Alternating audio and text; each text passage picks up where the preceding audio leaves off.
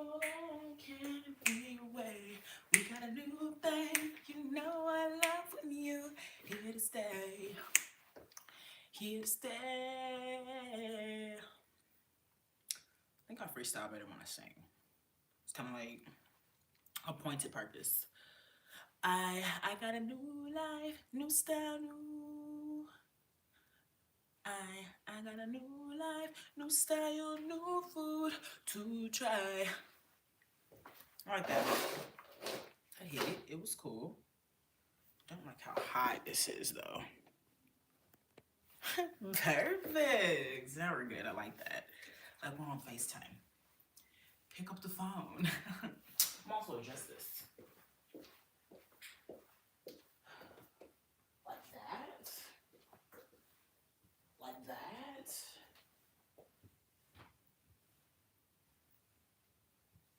Oh, I feel like I'm unfolding it. Okay, yeah.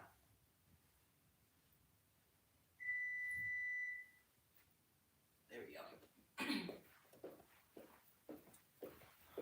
That's good. Got that situated.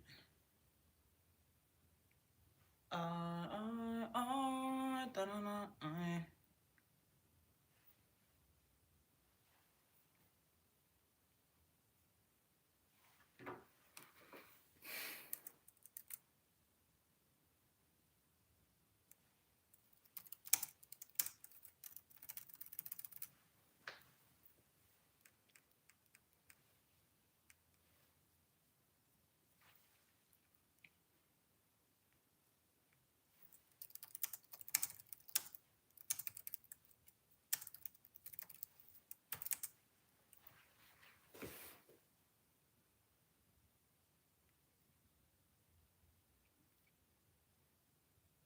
It still gave yes or no. That's not a yes or no question.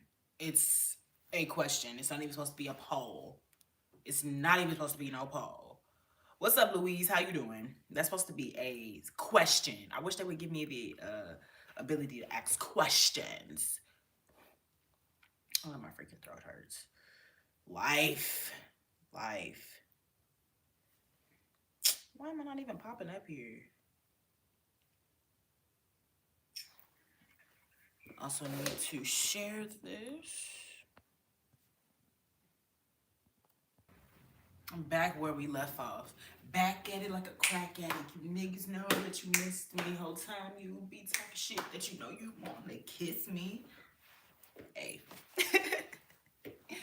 I see why I stopped doing this style as much. My freaking head is exposed. My gosh.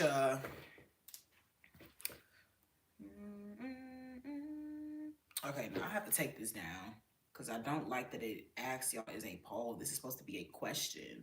It's a freaking question. Okay.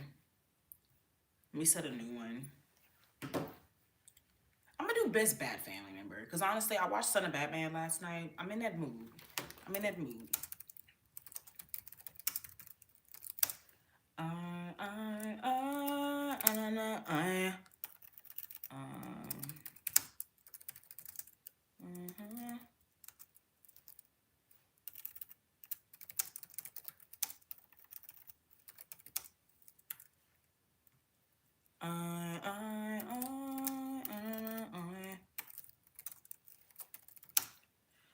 But welcome in. Happy.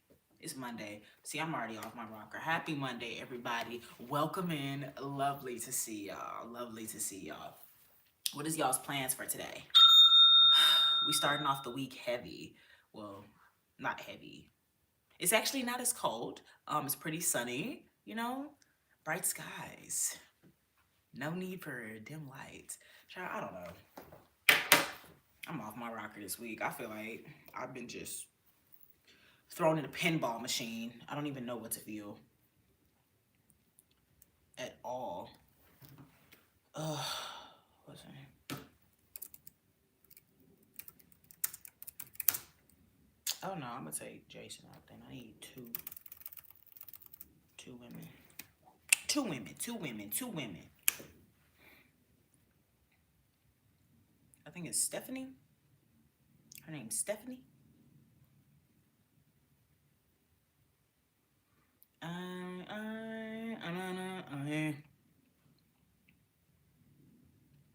Carrie Kelly. But I'm thinking about Stephanie. Stephanie Brown. There we go. Now that's a poll y'all can answer. Shoot. Couldn't deal with the other one.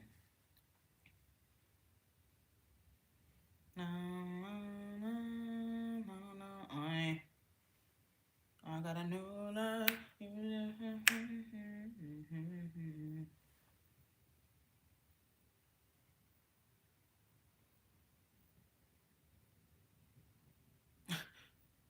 Blog.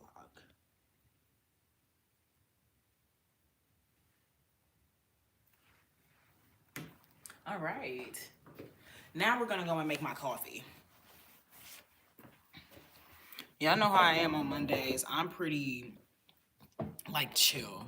I'm just getting back into the week just like y'all. So, you know, whatever y'all want to discuss, that's what we're going to discuss. I got a couple things. Like, I know I watched the new Christmas movie on Amazon called Oh What Fun. I really liked that. Watched the Streamer Awards. Or partially. I couldn't even get through that 3-hour fucking mess. But, you know, gonna discuss my opinions on that, things I saw with that. And then we just gonna read today. Like, I think it's a real chill live. I got the poll up. I want to be interactive, but y'all let me know what we gonna discuss today. Acapella. I know good and damn well I shouldn't be doing acapella when my throat hurt. But fuck it. I do it for y'all because I love you.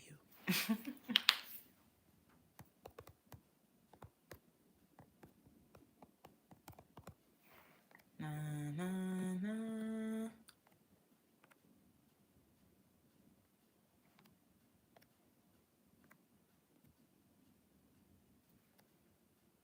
I think that's fine. Boom. I say boom. Zanana. Mr. Said Woman. Bring me a dream. You know I love your ass and say, oh, San Woman. Bring me a dream. Add that to the list. Ain't got no damn coffee.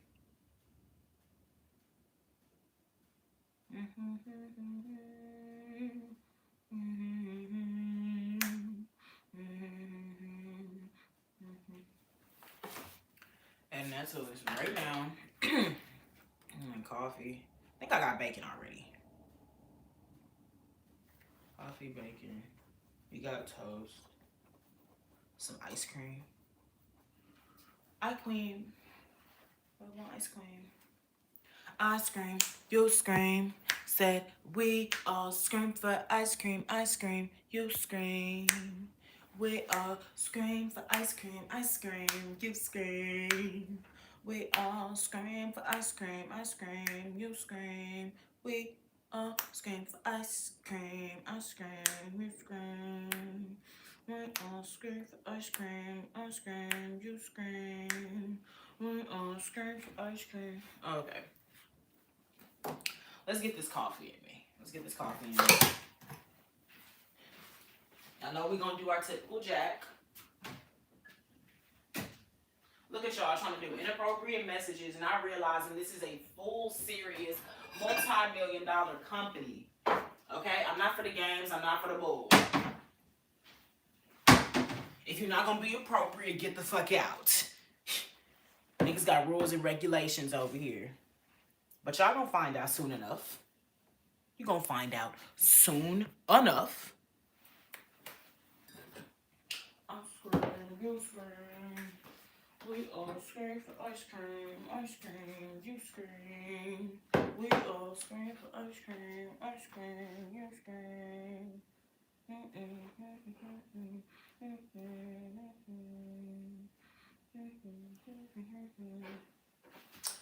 Okay. So I'm low on my coffee. So what I'm gonna do is make sure I do a 14 ounce today because I want full energy. I want to be amped up. I'm trying to see. Honestly, I want to feel like Damien. Damien was going motherfucking crazy yesterday. I want to feel like Damien. Hold up. One little pass by, I would have had that motherfucker on the flow. Okay? So I think I'm trying to get amped up like Damien, so let's take that coffee. And I'm in the school spirit today, so PV, you know. But yeah, what's up? What's y'all's plans for Monday? How are y'all doing today? Are y'all at work? Are y'all RNRing? What y'all got going on? Let me know in the comments. What do you plan to eat today? What did you have for breakfast? Let's converse. I like to converse.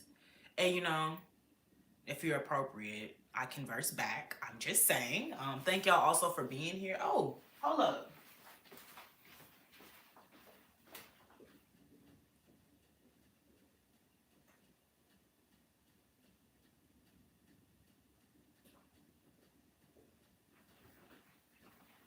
Thank y'all all so much for being here. If you could leave the live a like, I would really like that. Okay. All right, but I need my creamers.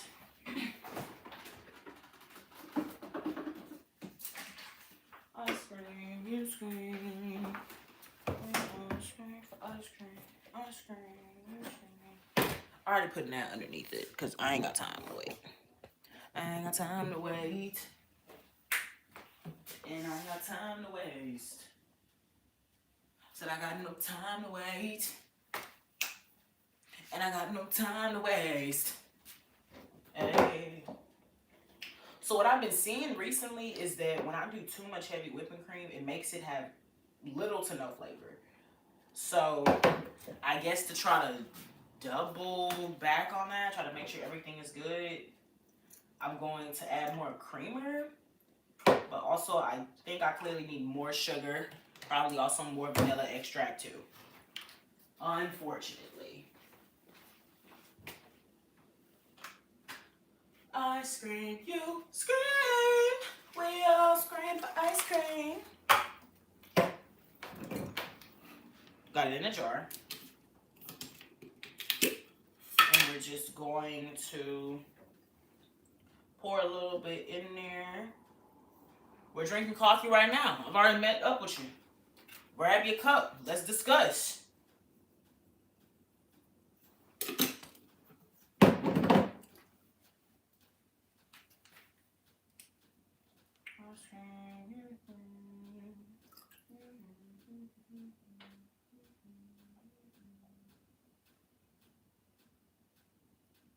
Alright, I think that's enough.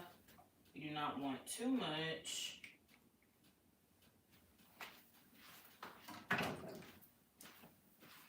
Just need the essence. Lord bless it. Having fun right now. Thank you so much for being here, y'all. Make sure you like the live. Have plenty of fun when we at home discussing the nonsense. I don't think this is enough heavy whipping cream for me.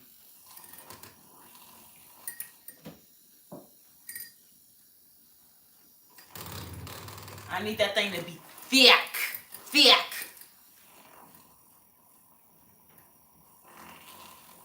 What's y'all's favorite type of coffee? I just found out, I think it's called Drato. Drato is equal coffee, equal milk. How y'all feel about that? I feel like this is good. I don't want to add too much to it, but I feel like I'm good. So we're going to do 14 ounces. 14 ounces. 14 ounces. 14 ounces. Can you bounce it? Hey, what's up, sis? I'm trying to get lit. Hey, hey. Can you bounce it? Can you froth it? Have you lost it? Hey. Oh, hold up real quick. I need to add more water because if this motherfucker hit me with add water, like I'm drowning, I ain't got time for the nonsense. I ain't got time for the shit.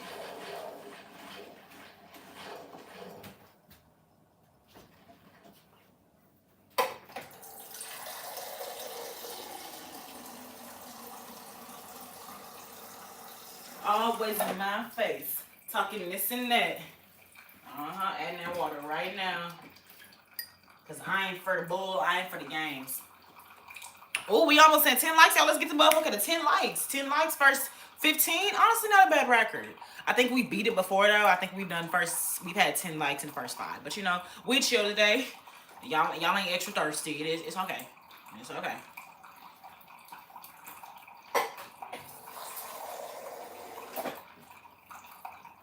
I thought she had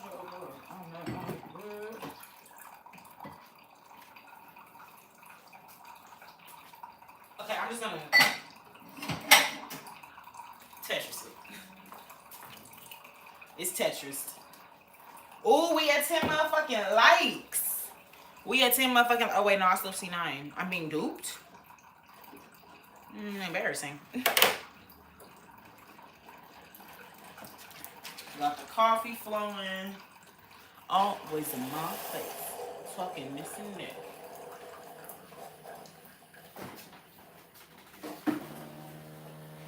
Always in my face. Talking this and that. And I had to put the prayers for the Apparently. Shoot, I guess they don't like me, but it's fine. I barely like y'all niggas either. It's okay. Y'all be fake as fuck sometimes. But just know, when y'all need help or relationship advice, or you need somebody to entertain you when your boss is pissing you off, just know Alexa Luthor was there. Just know. Just know. But while y'all still here, let's get it to 10. Thank you. Thank you. Hey, we at that 10 mark. Goal reached. Thanks. All right.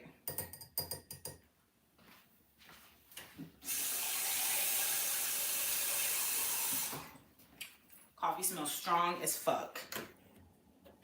Okay.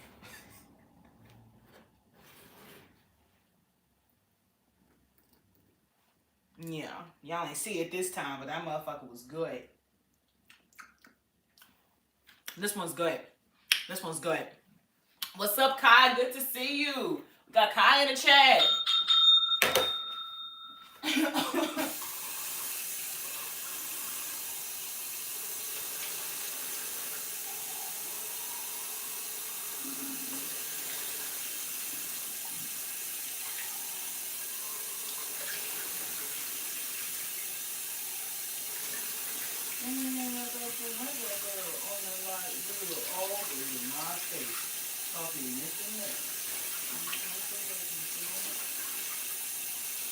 That one I'm gonna fully wash because we actually put dairy in that motherfucker. And I don't think we want nasty dairy just up in there. Just like dried, cemented over time. We don't want that nonsense. Don't want that. Always in my face again. This and that. Is it called today? Is it called today? KC.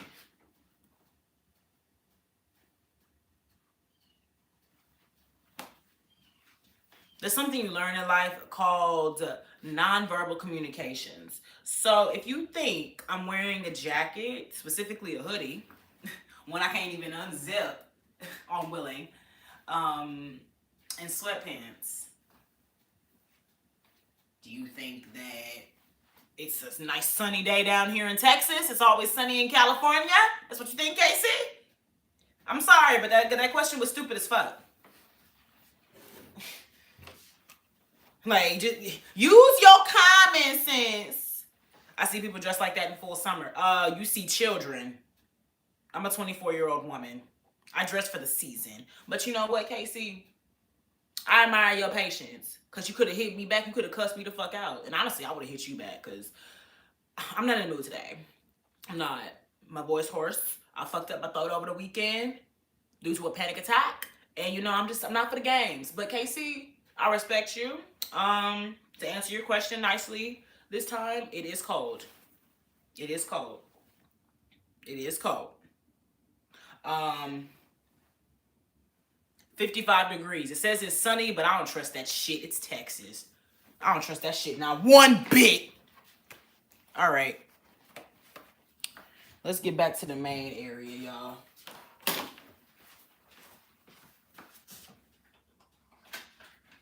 Always in my face. Talking this and that. Here for you if you need. Kai. I appreciate you, but I'm good.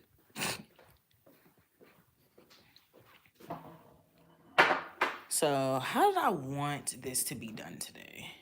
Low-key wanted to try this angle. I don't think it's gonna work right like that. Ooh! Ooh! I wanted y'all to be able to see the tree. Oh, I think that works fine. Well, I also wanted y'all to be able to see me and the tree. Oh, yes, what's good, Bobby? I'm sorry, man. I just been talking, yapping my fucking mouth up. Bruh.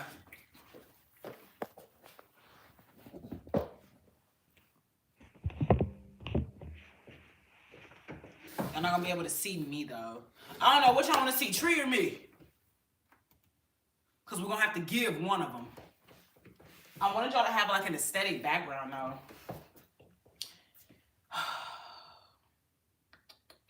Because I smoke woods. Maybe if you would stop smoking dick, you'd sound like a man instead of a bitch. Don't start with me today, y'all. Don't start with me today. Me or the tree? Me or the tree? Because we got to get situated. Let's select right now.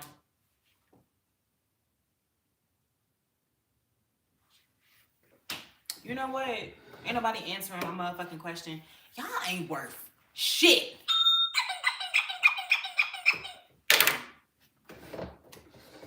Can't help me out at once. Can't help me. Can't help me once?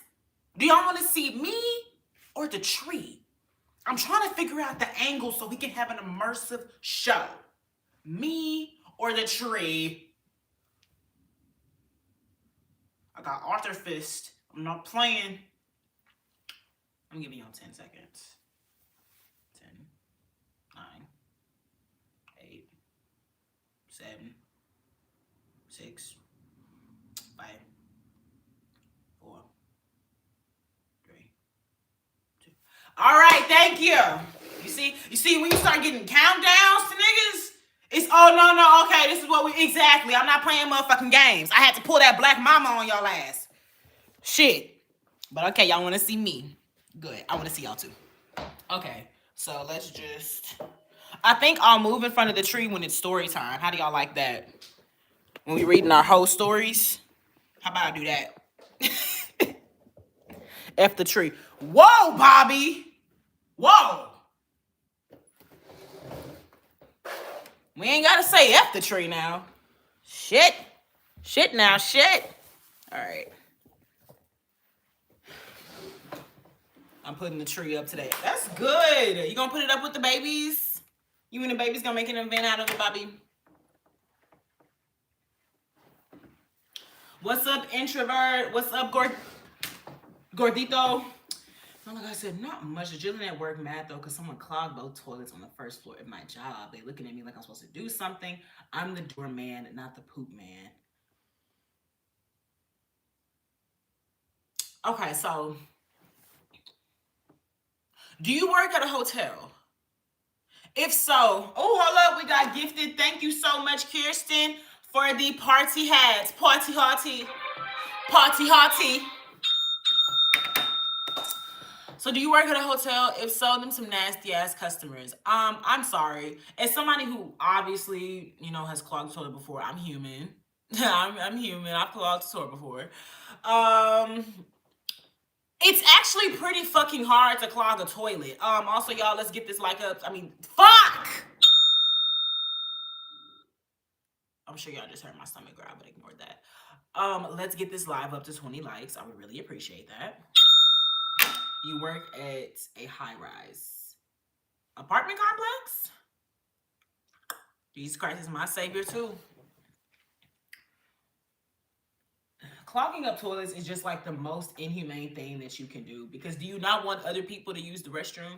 Also, do you want me to come and straight up smell your insides? Like, that's just deplorable. I don't get that.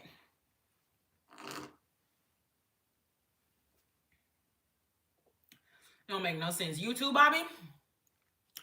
Y'all are forced to work under these conditions. It's crazy. Also,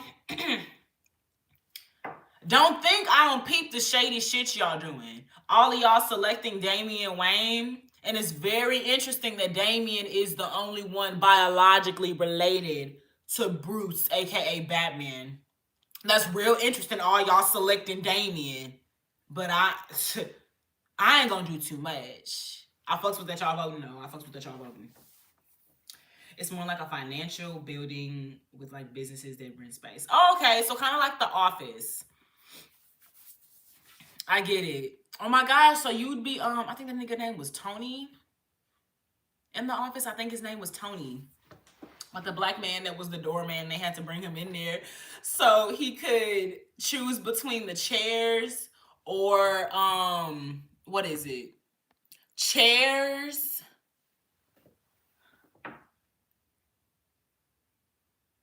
Chairs or printer. Yep, chairs or printer. I mean, I'm not mad at them being clogged. It's just like what they expected me to do. They expected you to unclog that motherfucker. That's exactly why you should be mad that they're clogging it, because niggas gonna make that your job. Especially if the doorman is right by the doors where the shit are behind. It's just like, hello, you didn't want to tell niggas to not shit. I'm just saying. Nah, that's the janitor job.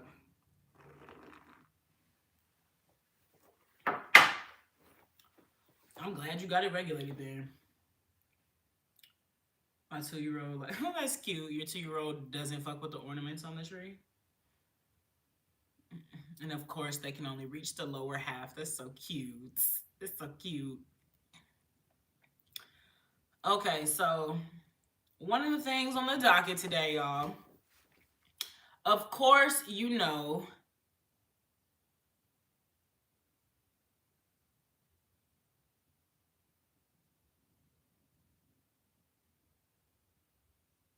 I'm sorry, y'all.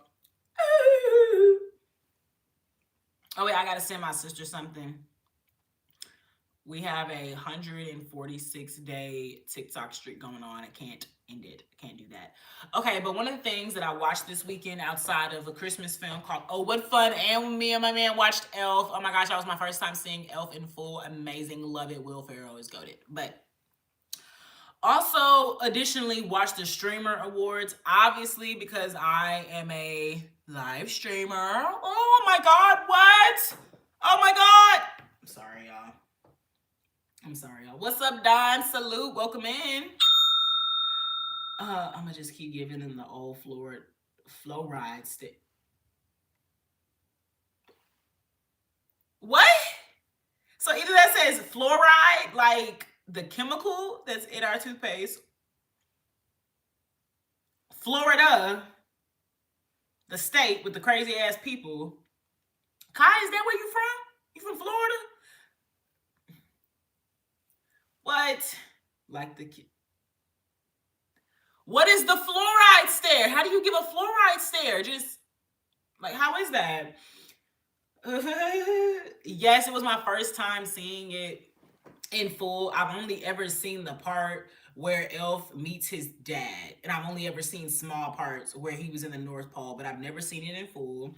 And Will Ferrell is one of my boyfriend's budget whites, I'd say. We really like Will Ferrell. Our budget whites are when we have enough money and motion to make our own films and TV shows. Y'all know DEI and everything. They feel obligated to put us in certain selections because there are rules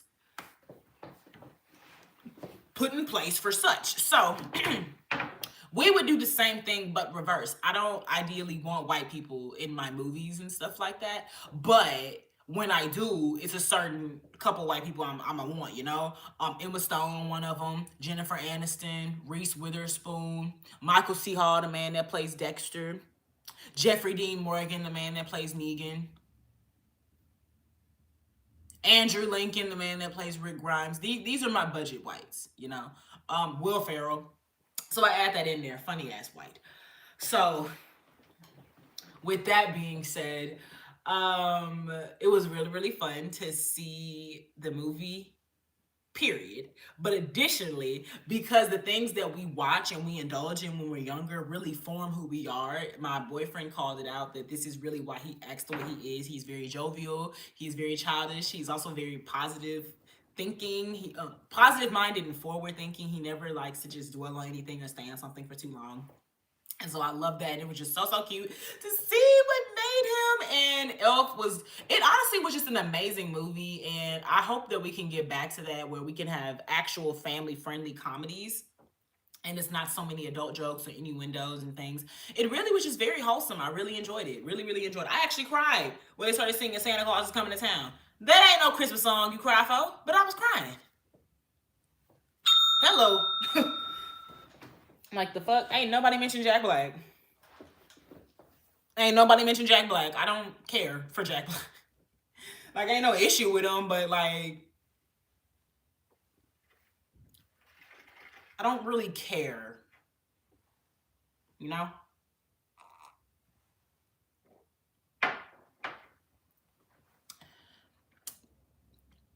Because I was a 2000s kid, I don't think Jack Black was as prevalent as my childhood as 90s children. I think the most pivotal role Jack Black played to me that I saw more than once was Kung Fu Panda.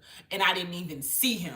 That's animation. So the connection that a lot of people have to Jack Black, like, I get it. He's like the Pillsbury Doughboy personified, you know?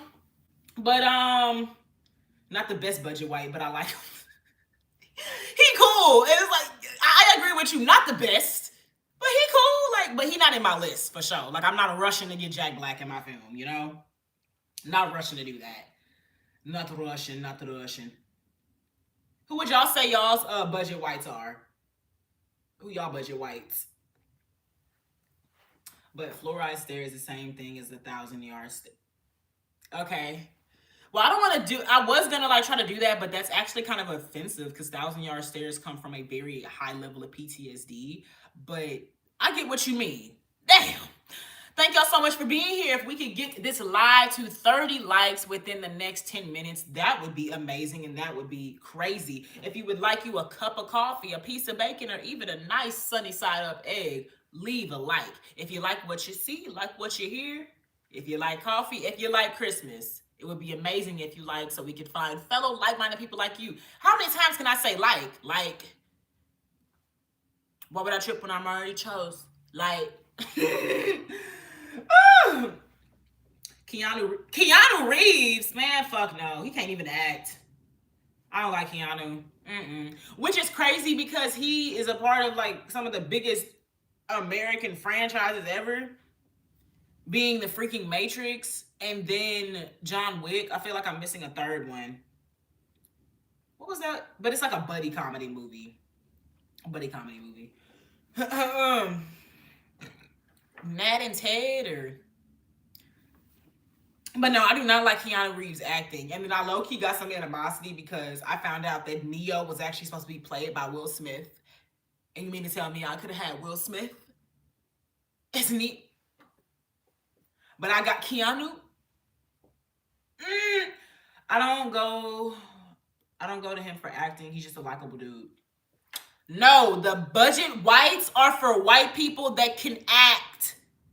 That's the budget white conversation. You're not just hiring people because of how you like them. That's not good business. You hire people because they're going to be good at their job and they're going to bring you in some money. You could even said that for Keanu. He going to bring in some money. He going to say because he likable. You're not going to like that nigga when he don't bring you no money. Oh my God. Will Smith would have been smacking them Smiths around. You know. Keep your AI ass out of my dimension. I like the girl from Good Place.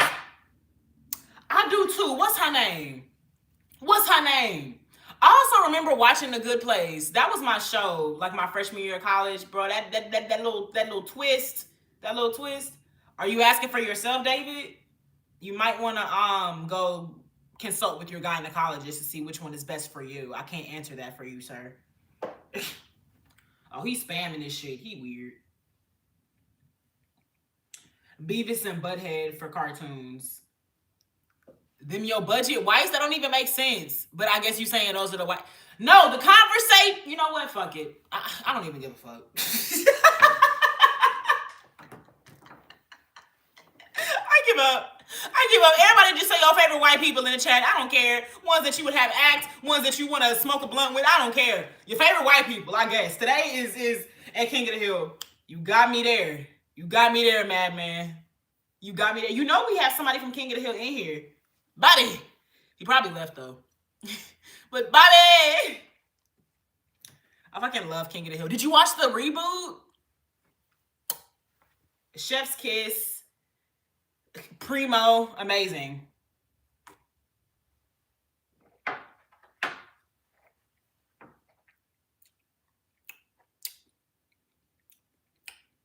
Peggy Hill. Oh yeah. Oh my gosh, and bro, I did not even submit or comprehend that Peggy legit was from Montana, like Montana, until my mom was watching Yellowstone, and y'all know how Yellowstone is, the backwoods hillbilly, well not even hillbilly, backwoods cowboy shit, and I was just like, damn, this is really how Peggy Hill grew up, and then her ass came to live in the suburbs of Texas. Like compared to where she was staying in Montana, that bitch Peggy chose the city life, because she wasn't doing no type of country bumpkin shit. That girl was staying at the house, doing homemaking. She was a substitute Spanish teacher. I understand why her mama was mad. Girl, I sell propane, boy. Propane and propane accessories. Get it right. Propane and propane accessories. But her relationship kind of problematic for real.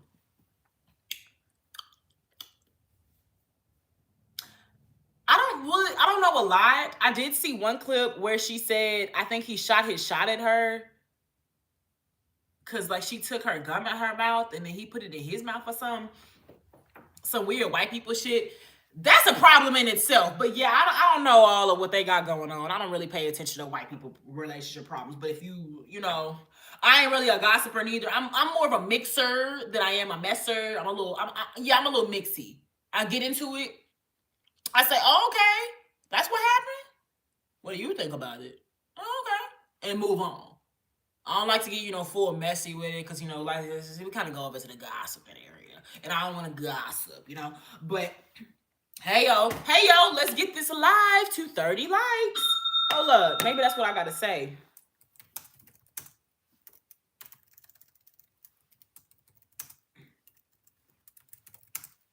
Oh my God.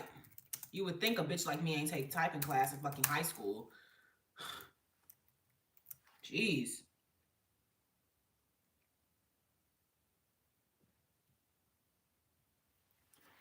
Her husband said he basically hates when she does better than him, which is crazy to think. It sound like some white man shit. Yep. Sound like some white man shit.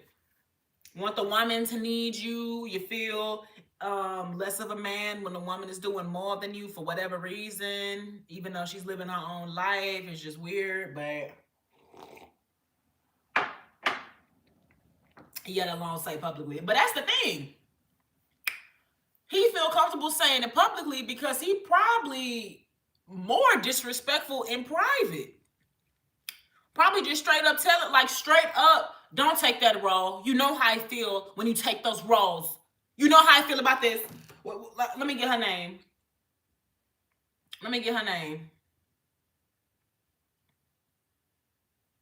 She don't deserve that. Kirsten Bell. Wasn't she Tinkerbell too? Hold up. She did something when I was younger. Are you serious? Hold up. Oh, I was gonna say, bro, what? I thought she was Judy Hopps from Zootopia. I was gonna say, oh no, she needs to leave that nigga. Oh, she needs to leave that nigga. Okay. But her name is Kirsten Bell. But he be telling her, Kirsten, you know how I feel. You know how I feel when you take roles and you don't tell them to consider me as well. It makes me feel slighted. That's how that nigga be acting. Shit weird as fuck. Jim Carrey, okay. I can understand Jim Carrey.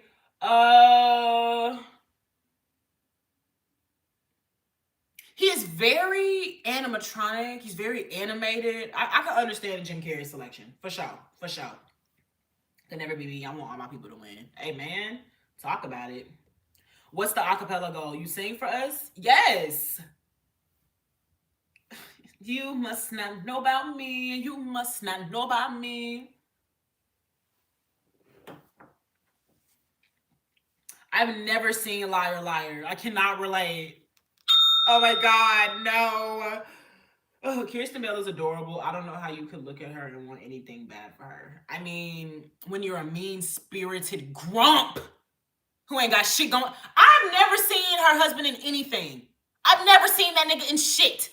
I've never seen him in anything but her fucking nerves and in interviews talking shit. That's the only thing I've seen him in. Like, oh my gosh. His relevancy is her. I'll be damned. Controversial choice. Who? Jim Carrey? Why you say that, Kai? Why you say that? Either you like him or you hate him. With Jim Carrey, yeah, it's crazy. Because I was actually having that discussion with my man the other day, because I was like, I believe Hollywood kind of blacklisted him because of an alleged murder or like somebody's death that he was tied to. And then he did some more research and found out that he was exonerated from any of that information. But I do remember that being something why Hollywood didn't like kind of want to associate with him no more, because they kind of felt like he went off the rocker and was on some crazy white man shit. But I don't fully know enough about that. I also don't know a lot of Jim Carrey projects. The ones I know, Ace Ventura, The Grinch, and The Mask. Those are the projects I know. And obviously In Living Color. I don't really know a lot of Jim Carrey projects. And then that one like horror movie he was in, like The 13th Room or some shit. But I'll think about it. I'll think about it. My controversial choice is Nick Cage. Wait, what? The Grinch killed someone? No. Let me get the actual article up because I do not want to spread misinformation. My man says I have a inkling to do that sometimes, so let me get it fully.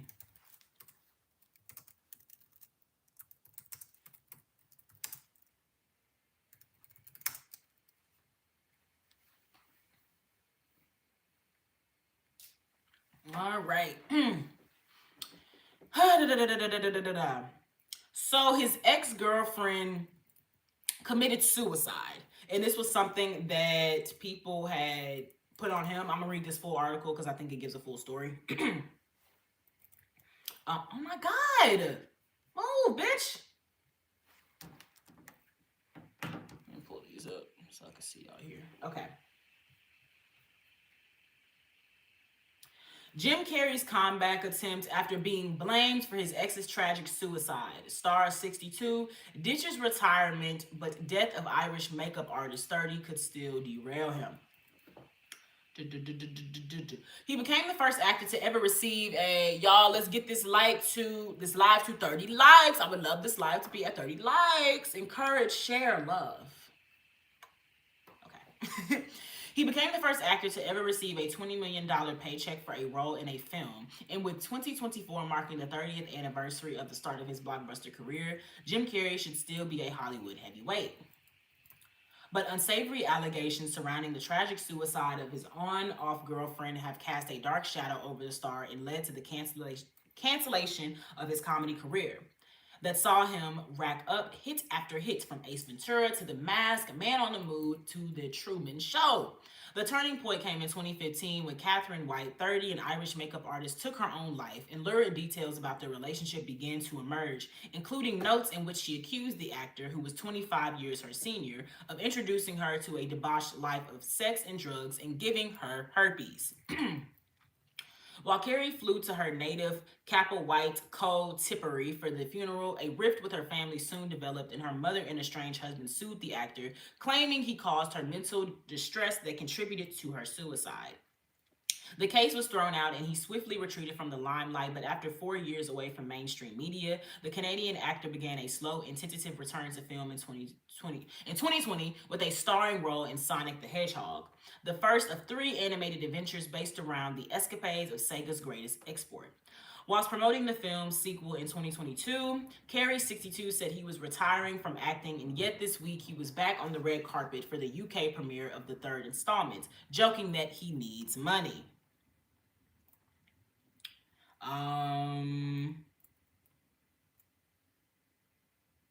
Then they have pictures of him with his ex-girlfriend who eventually took her own life. Then we have pictures of him at the funeral. More pictures of her. So, speaking in London on Wednesday evening, the Canadian actor suggested his personal fortune, once thought to be as much as 120 million, has dwindled. I came back to the universe because I get to play a genius, which is a bit of a stretch, he said. And you know, I bought a lot of stuff and I need the money, frankly. Whatever the truth about his financial situation, one thing is clear. Carey is not ready to retire, despite claiming 2 years ago, I have enough, I've done enough. Now the question is whether he will be able to escape the shadow that Now the question is whether he will be able to escape the shadow that the demise of his relationship with Miss White cast over his glittering career. The couple met in 2012 when Katharina was 27 and Carey was 52. And they had an off-on relationship until 2015 when she was found dead from a prescription drug overdose. Her death was ruled as a suicide by Los Angeles County Medical Examiner, and Carey was a pallbearer at her funeral in Ireland and was pictured comforting her friends and family. Y'all not even, y'all don't even care about this shit no more. Y'all up in here talking about the goddamn Wire. Y'all could have been told me to stop. Fuck y'all. Literally, fuck y'all. Shoot. Doing all this goddamn reading for y'all. Y'all know my voice is hoarse.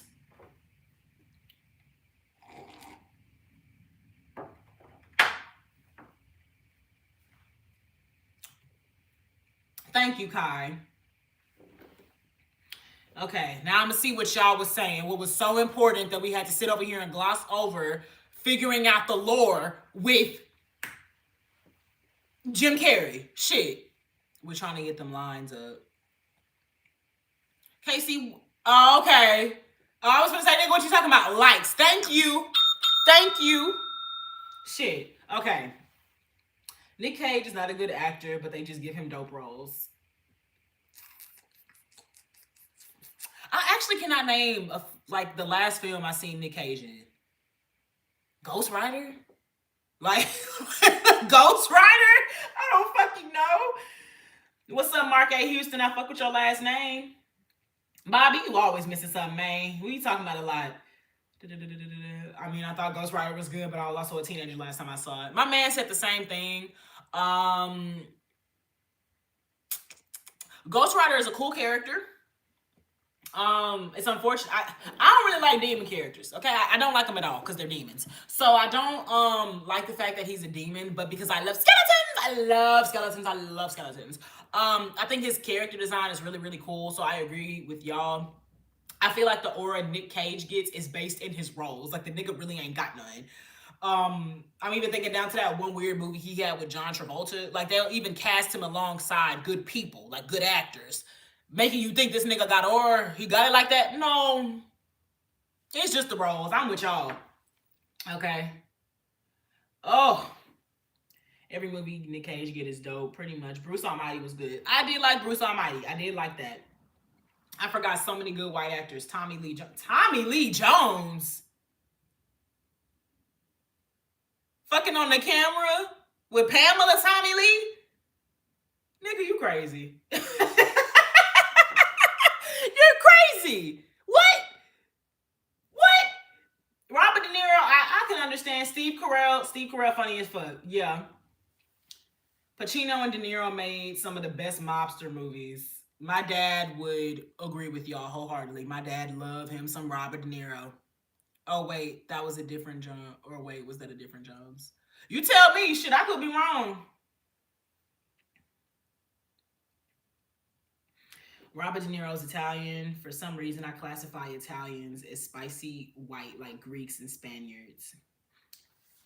I mean, you wouldn't be wrong. Hey, thank you, Seti, for the floating heart.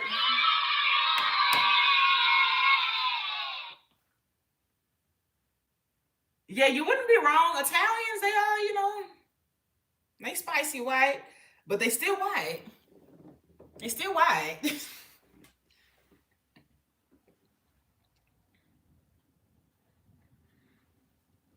What's your opinion on the thought exercise on Black Twitter that loosely related to Jim being sad at his ex funeral? You gonna have to explain that. I haven't been on Twitter in like 3 years. I deleted Twitter and I never looked back. I don't know what goes on that fucking app. Of that shit is like Sodom and Gomorrah to me. I don't know what goes on over there. Thought exercise on Black Twitter that's loosely related. Jim Carrey is just weird to me. Never could get into his work. Even on Living Color, he was weird. He was always just a weird white man to you, Bobby. He wasn't fucking with him.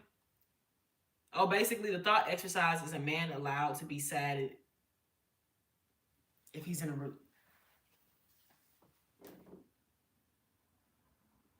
What? A man allowed to be sad his ex died if he is in a new relationship.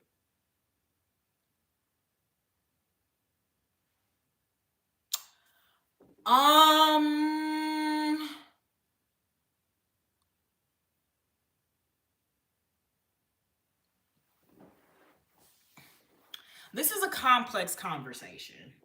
It's a very complex conversation. No, Men in Black, Tommy Lee Jones. I've actually never seen anything else that Tommy Lee Jones has ever been in.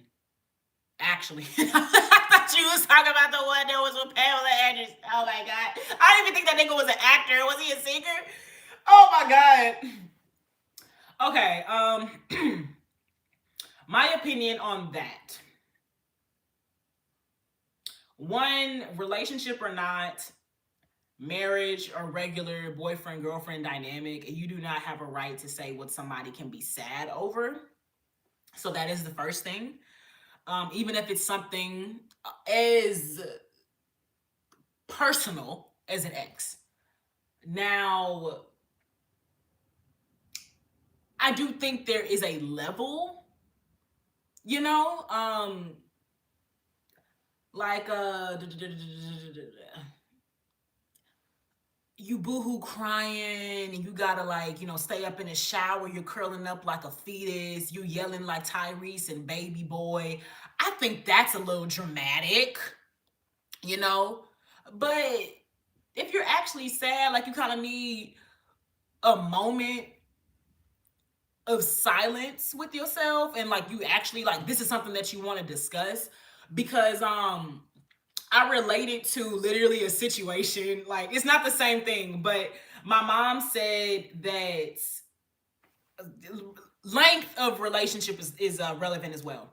But I remember my mom, she got really sad when her middle school bully had passed away.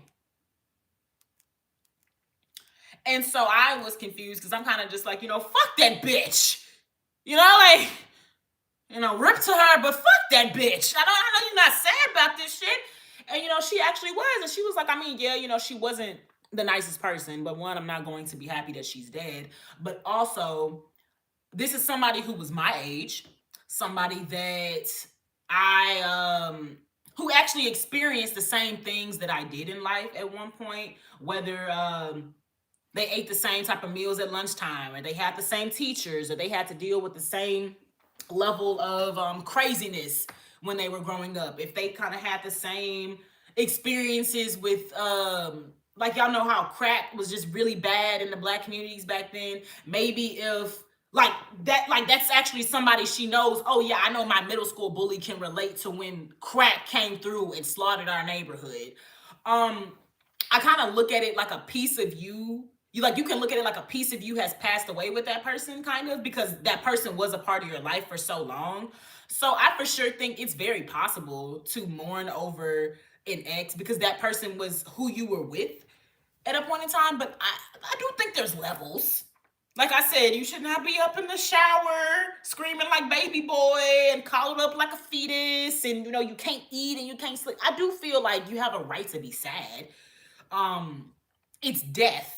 Because then it also reminds me of another situation, and this one, it wasn't like personal, but this one is more relevant to this one kind of and myself. But it was this one girl. I ain't gonna put all her business out there, so we just gonna call her Brenda.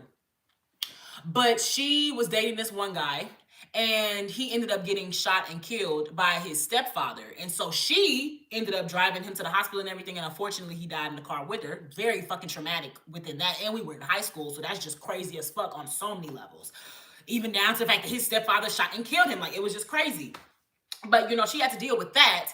And then next day, that dude's ex was on Twitter posting all their pictures when they were lovey-dovey and close and all these things, saying that she missed him and I love you and I'm gonna love you forever and I'm never gonna let you go. And everybody was just like, bitch, this is weird as fuck. Like, his actual girlfriend this morning, you over here posting these pictures, these intimate ass pictures, talking about something you gonna miss him and everything, which is fine. That's somebody you were with for real. I get it. But even that, you gotta be appropriate. There's a time and a place for certain things. So I would say, yeah, you have a right to grieve over an ex because you literally can grieve over a bully. Like my mom, for example, like really feeling that at a point in your life, or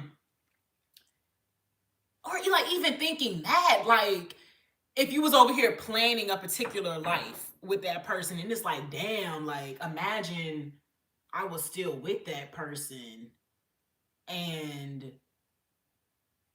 the life that we had envisioned for ourselves. Basically, like that whole thing is dead. Obviously, it's dead because you're no longer with that person at all. But like, really, it's so many things that you start to think about, and it's just really, really fucking crazy. So I'm gonna just end it like that. It's a level to how much you. Yes, my mother does have a big heart. She does. Cause I'll be damned if any of the bitches I fell out with, they go up to them heavenly gates, and I'm just, oh my God. Oh, no. Shoot. I ain't even gonna do that. This all jokes. But y'all know that scene from fucking Sinners? Man, I'll be damned. And that's why you have demon in your name, and we don't welcome demons over here. We rebuke you in the name of Jesus. So go ahead and get the fuck from over here with your nonsense. Goodbye. But yeah, I'm gonna end it with that. When you get older, your emotions change for sure. That makes sense. I think if you live through something with someone, you should be allowed to mourn that part of yourself that passed with them. Exactly. Like I feel like it's a certain connection with that, Like I remember this is nowhere near close. But my plug died. I think it was like 3 years ago, 4 years ago. But literally, I had just bought a car from him, right? And so I was in the house and I couldn't come out, like, because I think I was like shitting or something. Anyways, I had told him to leave it on the back of my car. And I remember when we went to school together, he was real nice. He was on a football team. He was real cool.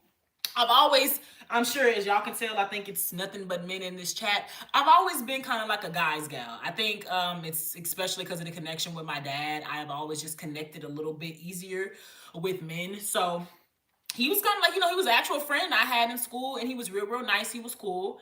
And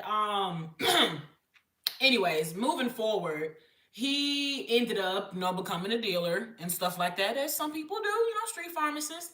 I couldn't come out that night, and I told him to go ahead and just put it on the edge of my car. I'm gonna come out after I'm done taking me a nice little shit, okay? And it was even crazier because I remember it was before I had to go on vacation too. It was another time he had came to my job and everything. We had chopped it up, and he left me the cart and stuff. And so I was doing the regular, I need to put on my music in my car before I leave out, and I was waiting.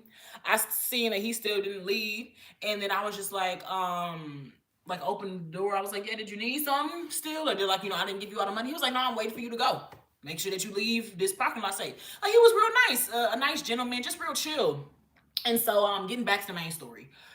I was like, just leave the car out there by my car and I'm gonna come out and get it. And he was like, all right, I'm gonna see you later, talk to you later. You enjoy it. Let me know how you feel. Da, da, da, da, da. So I remember like 2 days later, hear on the news that he was shot and killed at a gas station. And I was just like, what the fuck?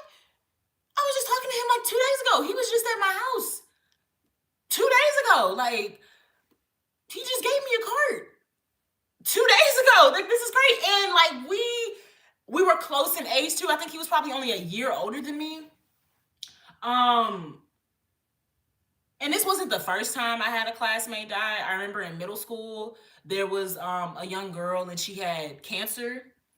And we were in the trombone section together. She passed away as well. So like, this wasn't the first time I've lost a classmate, but we weren't close. Like, we didn't really talk for real. But like with him, it was like, no, we're friends. We talk. This is crazy. And so I would say, like, even with that, though, we weren't the closest. Like, we wasn't besties. He was kind of just like a casual friend. Ended up being like somebody I shopped from too. It was just like, damn, I'm really sad for the life that you could have led. I know you didn't envision like being a dealer all your life. I know that you had passions and things that you wanted to do. He also was an older brother too, so that shit hit me with that. Like, you have a younger sibling. I think it was the same setup like me and my sister, where they were only a couple years apart. And it was just like, oh my gosh, this is like fuck. So I was sad for that, because it's like we were saying, this is somebody that you've actively spent time with in conversations. You do feel like a little piece of you is gone, and then low-key kind of feels like not imposter syndrome, but like survivor's remorse. Even though obviously I wasn't in the street life, but it was just like, damn, he didn't really get to do anything that he wanted to like do in life, or I don't know. But that's my example with that. You can have mourning and grief for people that you don't even have the closest relationship with, or even people that you did, and you're really just reflecting and thinking like, damn. Like, I'm just thinking like I don't know the situation that happened when he was at that gas station, if it was a drug deal gone bad or something like that. But like, even if you like put yourself in that situation, not trying to put myself in the time of his death, but like, if it was a drug deal gone bad, so any of them times that you came to drop things off to me, could I have possibly been in a crossfire or something? Like, really thinking like, because it's like a 6 degrees of separation thing. Like, I was connected to this person at one point and I evaded death. Like, it's crazy. Like, it's so many things you could think about. Oh my gosh. Casey, you work for 911, you an operator? You got a strong mental state, my nigga.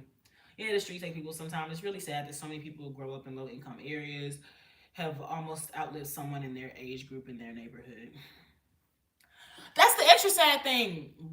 We weren't low income. We come from the suburbs. He was one of those people that just wanted to do that life.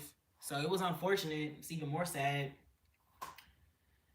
I was talking to this dude, 9:47, and got on the bus at 9:50, only to find out the next day he was shot in the same corner shortly after I left. Cool dude, but was foul in the streets. Damn. See? One day you're here, baby, and then you're gone. One day you're here, baby, and then you're gone. Shit is crazy, bro. Shout out to you from Detroit. Welcome in. 25 years in the business.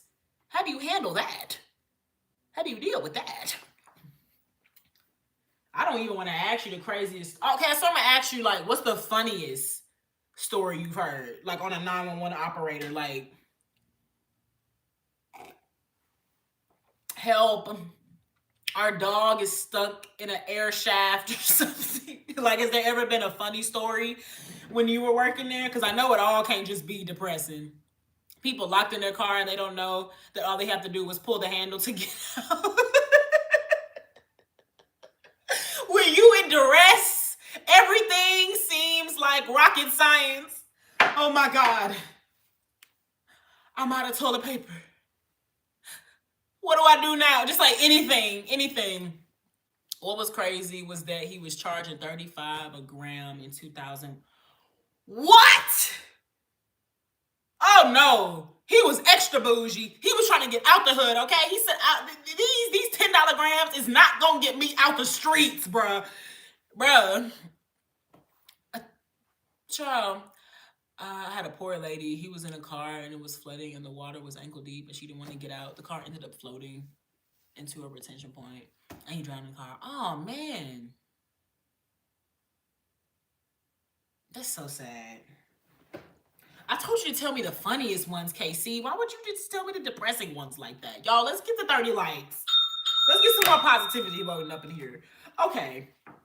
So let's hit on one of the points. So as I was telling y'all, I watched the Streaming Awards this year. We can make a lot of anything. Ooh, hold up. I'm getting a little hot. So I was watching the Streaming Awards this year. If y'all have not peeked, I myself am a streamer. Claps in the chat. Claps in the chat. Okay. Anyways, we can make light of anything. That's true. You got to when you work as a 911 operator. I get that.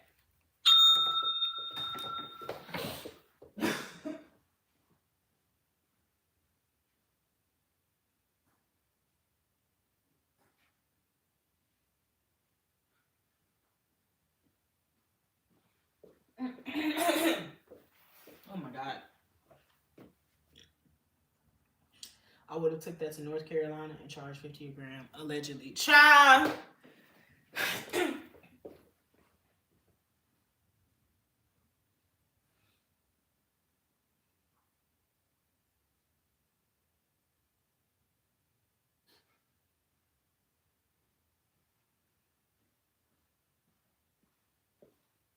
All right, I'm back. Sorry, y'all. My voice is hoarse. I like ripped my throat yesterday. It's crazy. But anyways, so as y'all know, I myself am a streamer. You know, hopefully I'm at them Streaming Awards next year. Yeah. Okay, God willing. But watched them this year, and well, I hope by next year they got their shit together too, because I'll be damned. But there was a lot of different things that went on. Unfunny host, unprofessionalism just across all boards. And it was kind of just like a lot of microaggression. So I'm gonna play some of the clips I have here. I wish we had like the full PC setup so I wouldn't have to just like show y'all by way of my phone. But that's what we're gonna do. Okay. Let's see. 2025 Streamer Award Awkward Moments. So these are the awards, and I'm just gonna say like my commentary on certain things after.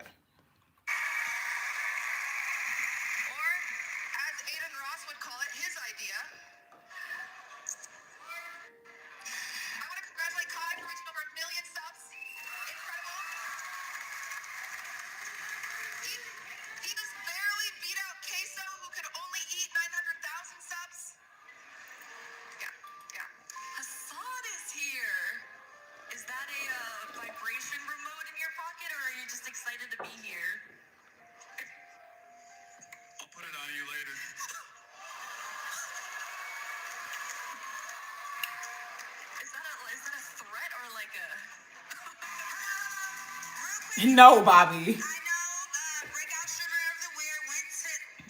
Streamer of the Year went to Adapt, and congratulations, and we respect you for what you did. But Rakai should have won Breakout Streamer of the Year and DDG. I don't care what y'all say. Shut up, Rakai! Shut up! Blah, blah, blah, blah, blah.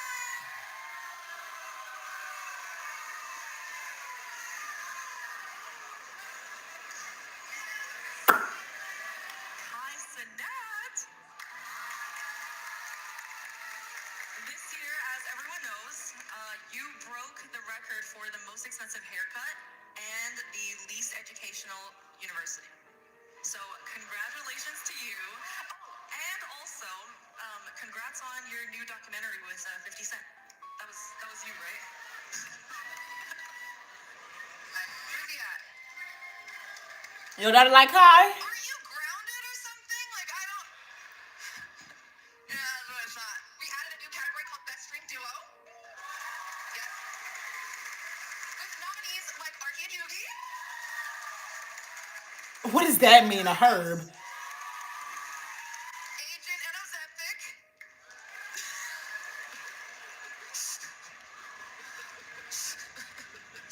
Favorite color on the pride flag. Yes. Yes! Yes. Good! Question. Yo. What's the coolest thing you've ever stolen? Don't answer it's a test! It's a test for Kai! Have you learned nothing? That's to a black boy, by the way. Take his mic. Take his mic. What? Well, yeah, no. He's learned his lesson. He's not allowed to answer that. All right, extra Emily?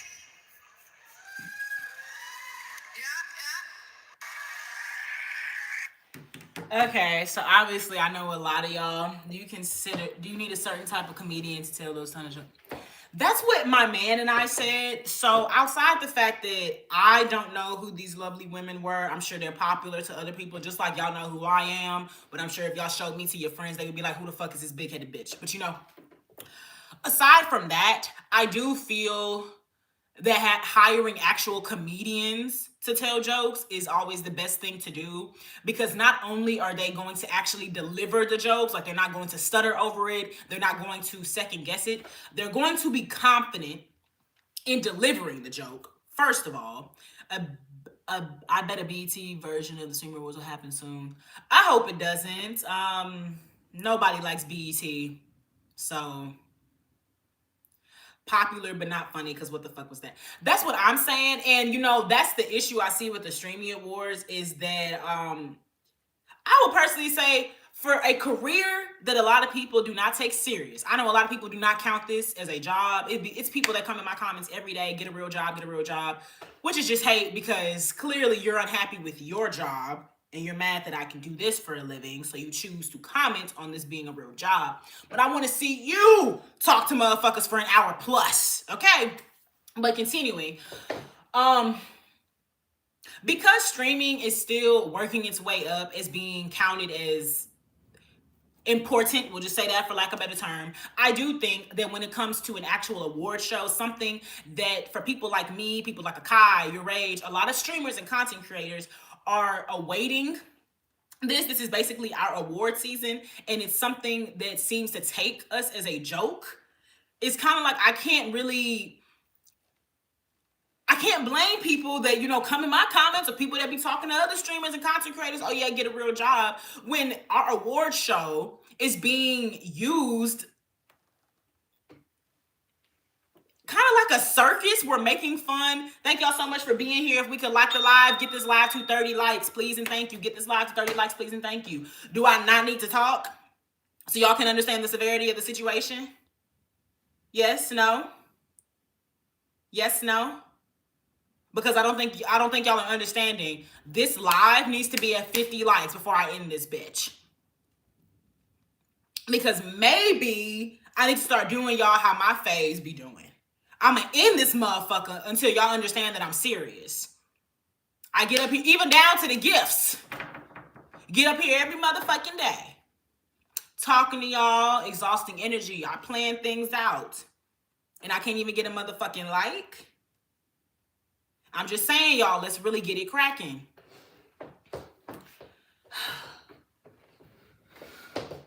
But mind you, I came on here early today. I'm not supposed to be starting work until right now. So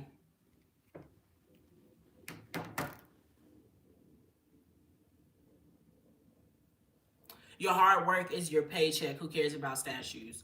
No. Not everybody counts money as being the fruits of their labor. Sometimes people want validation. Sometimes people want appreciation, recognition, you know? So when it comes to that, I do feel like when we have an award show for a group of people who are still actively trying to build. Thank you so much, Spark Bracelets, for the floating heart. I really appreciate it.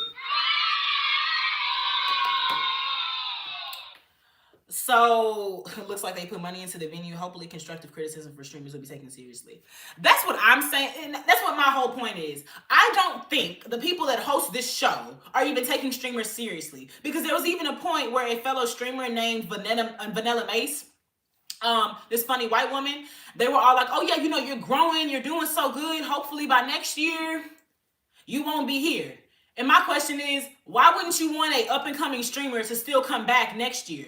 Mind you, two of the biggest streamers, being Speed and Kai, are still there. And they received awards as well. So my question and my statement again, is a twofer.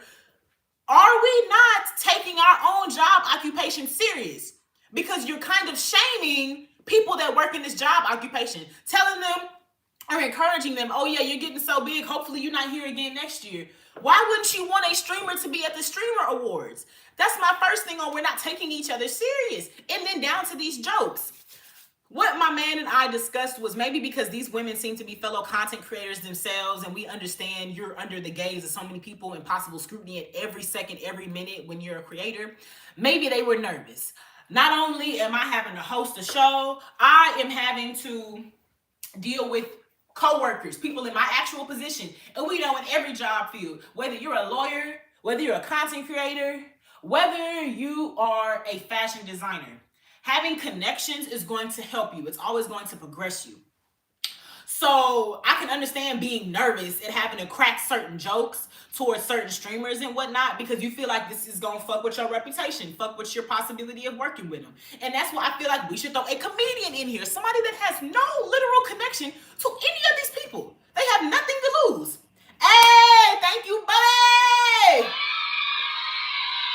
Thank you, buddy. They have nothing to lose. Especially when it low-key, what my man and I said, we felt like it was some animosity. Some of those jokes felt real personal, and then you had people actually coming on the stage, and it's kind of like they was beefing with people, even down to how the communication was. Even the people in the crowd wasn't taking themselves serious, from production to the actual residents. So production, y'all know in every award show is going to be a category. The category would be for like IRL streamers like what I am. They wouldn't even have the screen working. And when they would go to the crowd to show the nominees, the camera would fuck up. It wouldn't even properly be on them. And just within that, how are we streamers? This is a streamer award, something that we know is going to be on camera. We do this as our job daily. We got to set up production, and we got to be on our, oh my God. Got to be on our toes, straight up. Got to be on our P's and Q's. And when it's time for an award show, we can't even properly get the camera to be placed on people. We can't properly get the nominees set up behind us when we're talking. Even when it was time to announce the nominees, niggas is walking up late like they just figured out, oh, we want this person to announce it. We want this person to say who the nominees are. It was just unprofessional. And then, excuse me, y'all, with certain jokes. What the fuck you mean? You asking Rakai, this young black boy, how many items has he stolen? It's like these jokes aren't even funny. It's like the classic old school jokes. They're either racist or they're homophobic, or they just make you uncomfortable. It's not even proper jokes. And then when one of the biggest streaming stars are still there, like I said, Speed and Kai, but specifically Kai. Kai had one of the biggest years in 2025, okay? He had his LeBron stream, and he also had Streamer University. Everybody and they mama seen Streamer University. Thank y'all so much for being here. If we can get this live to 30 likes. We got about, let's see. I'm gonna give y'all 10 minutes. 10 minutes we need to have this live at 30 likes, or I'm stop motherfucking talking. I don't think y'all understand. Like, I'm not playing games. I'm not playing games. Like, this is an actual show. This is the actual process that we're doing. And your girl needs to grow. And if I'm going to be saying what I'm saying about the Streamer University and taking themselves serious, y'all need to do the same. So I'm being so motherfucking serious. Within the next 10 minutes, and I'm setting a timer, if this motherfucker is not at 30 likes, I'm getting off this bitch. I swear to God. Because I'm not going to continue wasting my time. If y'all do not appreciate my time, it's not gonna be wasted. It won't. Let's get this live to 30 likes, please and thank you. Nobody fucking cares. All right. Now, the comedian setup and not having actual people come to the awards. That I did not understand because I forgot who said it. I think it was Kai or it was Bobby or it was KC. I think it was KC saying that they paid for the venue. It was KC. So I feel like, yeah, you have enough money to get a venue. Can we have an actual comedian hostess? We could have got Drewski. We probably can't afford Kevin Hart, but we couldn't have pulled some string. Oh yeah, that was gonna be my point.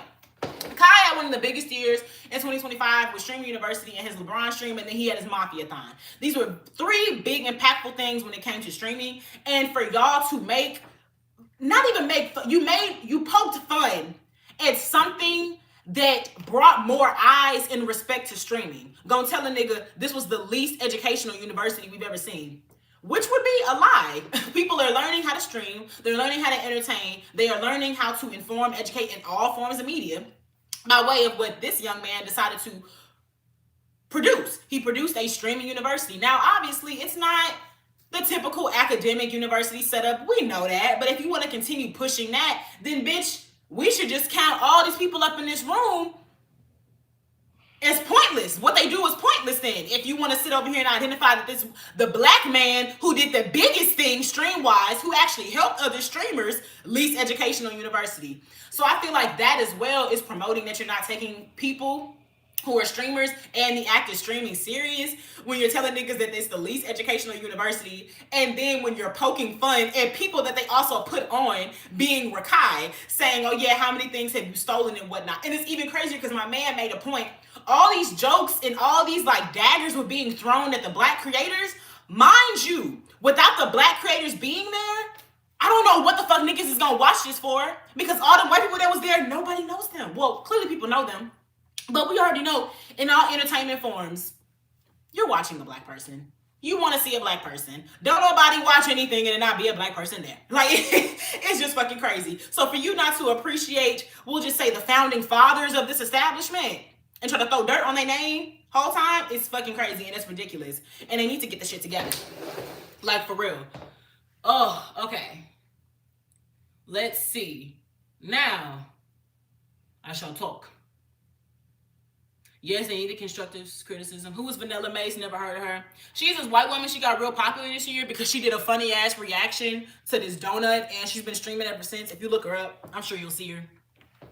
It was the delivery, and it needs to come from someone who knows comedy. A real comedian can tell those jokes and get the crowd going. That's what I'm saying. And it's like you can also tell if you're not confident in saying least educational university, I'm going to want to assume you think that this is wrong. So I'm going to be already receiving it as wrong.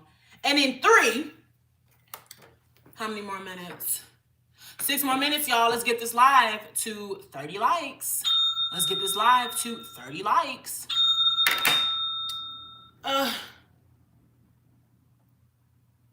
But you need an actual comedian who is confident and who actually has practiced this.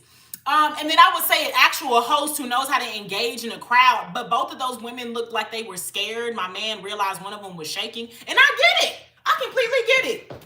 I'm talking to 12 of y'all right now, but it may be a little intimidating to talk to 12 of y'all about a particular subject, you know? So that is something that you got to train for. So I do think taking somebody from their room when they're talking to people and then putting them in a whole crowd of 100,000 is kind of crazy. So I do think that is a comedian's job, is to like deal with full public scrutiny, like actual people, ass in seats, and possible boos and shit. So I'm with that. It needs to be actual comedian. We should have got Drewski. Shit, I would even accept the DC Young Fly. Like, good Lord. Right, because journalists don't even take podcasts serious, but yet they want attention and views like podcasters. That's a good point. I feel like anybody who has managed to entertain or inform people in a different medium, it needs to be respected, because there's not only one way that we can live as people. So why would there only be one way to entertain, one way to educate, inform, all of that? And you cannot expect for people to even want to do these positions or even respect journalism, like you said with your point. Why would a podcaster respect journalists? And it's not the same thing. We don't even have that relationship. It's not vice versa, you know?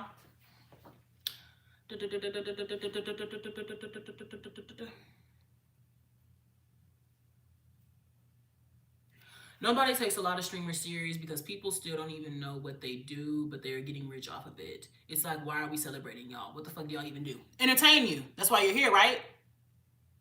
You want somebody to answer that offensive ass question because that's the only time you can get attention, right? So yeah, that's why we get paid. We actually get motherfucking jokes like you acknowledgement. Anyways. How many years I've been doing the streaming awards? I'll give them a pass first year or two, but on that third year, things should be a little bit more polished. That's what I'm saying, and I think this is like year 3. I believe last year we watched it on Prime. This year it was available on YouTube. Makes sense. We need to be able to stream this and streaming awards. But it was just like, damn. And everybody was like, oh yeah, thank you, QT, for this amazing establishment and that you said all this stuff. That's fine. But are we gonna stop sucking QT pussy and tell her, bitch, you need to fix this shit? Get some better script writers for these jokes? Hire comedians? Who wants to see Ty Dolla $ign? You telling me I sit through this award show for 3 hours and my reciprocation is Ty Dolla $ign? My compensation is Ty Dolla $ign? That's what I meant? Bro, fuck no. We getting close to that 30, y'all. We also getting close to me getting the fuck up off of here if we don't get that 30. Y'all want a short live today? Because I was going to keep us pumping till 30. But, you know, I'm just saying. Y'all think shit sweet? Y'all think shit sweet?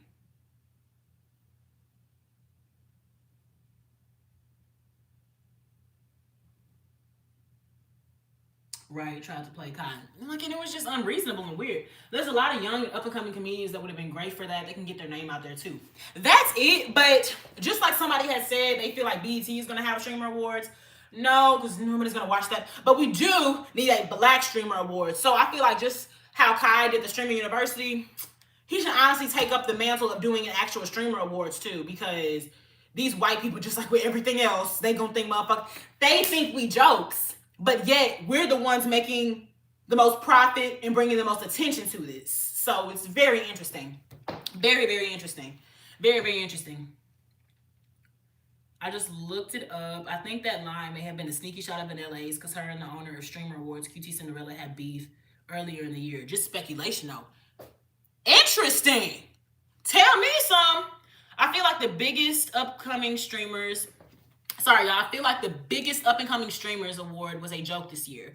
As much as I don't like Rakai, he had the biggest numbers compared to the rest of the people nominated. That's what I'm saying.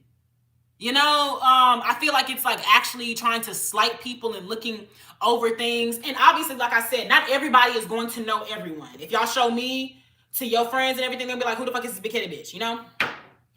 But... numbers do not lie. And I'm sure if you like straight up compare Rakai numbers to them people numbers, same thing. But it don't matter. Because Rakai gonna get his. Jesus blesses and covers those regardless. We get the fruits of our labor regardless. So Rakai gonna get his. It's fine. It's fine. It's fine. Shit, most of the time I watch podcasts and streams more informative and entertaining than TV and other things that's out. That be a thing sometimes, mindset, for sure. For sure. Ty Dolla $ign isn't too bad. Isn't that bad? Would you sit through 3 hours of white people doing white people shit, though, just for the end of that? I mean, just for the end, you receive Ty Dolla $ign. That's what you're telling me. We hit that motherfucking 30. Thank y'all so much for your love and your support. Thank y'all so much. I don't like to have to threaten. I don't. Because I know y'all remember how this towel feel on that ass. And I don't like to have to bring it out. But I think I may have to keep it out. Because, you know, when I brought back them threats, I got in that ass. So, yeah, now we're going to get to 50. Thank y'all very much. Give this motherfucking live to 50 so we can just continue growing. Thank y'all so much. Love y'all so much. Hello. All right. Rakai is just young. He has a very young following. He could be the next Kai. I agree.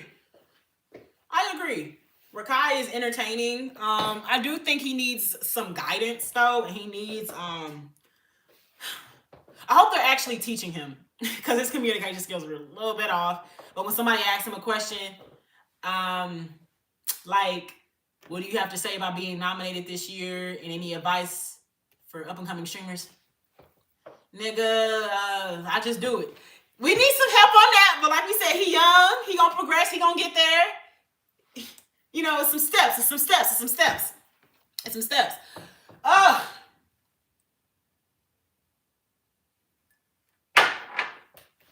think I'm gonna take my socks off. They got me a little hot.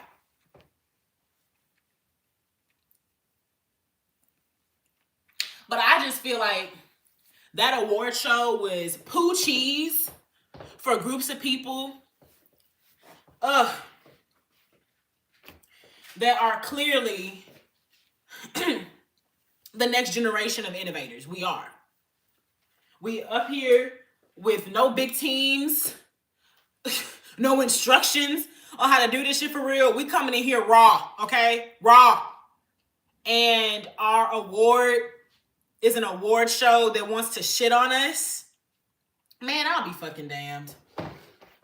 It's crazy. What's whitewashed mindset? What are you talking about? Oh, I think you that hated from earlier. Oh, wait, no, you're not. You cool. I don't know what you're talking about. You could be cool. Your ass could get blocked. The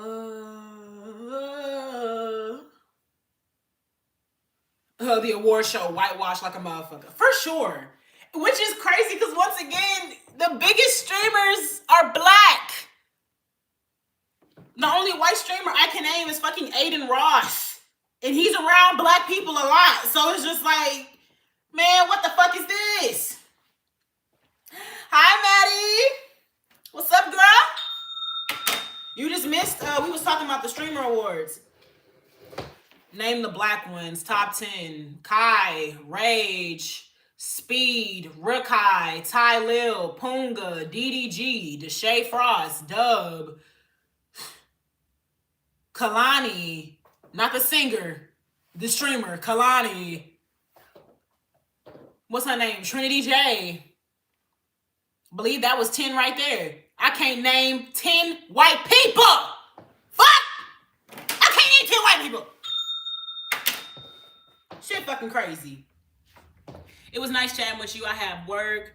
I gotta help save the city. Ah, yes, Casey. Yes, help save the city. Help save people. Thank you for your hard work. And I'm so glad you came through today. Are you a new co-anchor? Have you liked and subbed?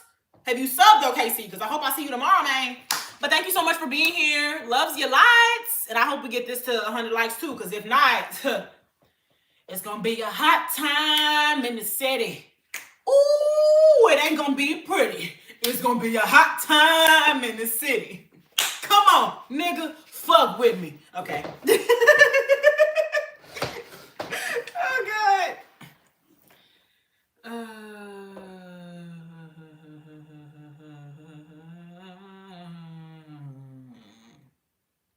I named more than Kai and Speed, so I don't know what to tell you, Mr. whatever the fuck your name is, feral ass bitch. Being a housewife is the hardest job in the world.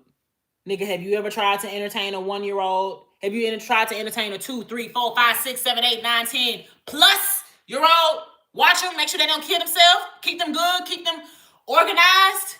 Keep their dreams flourishing. Keep them going, feed them. Read to them.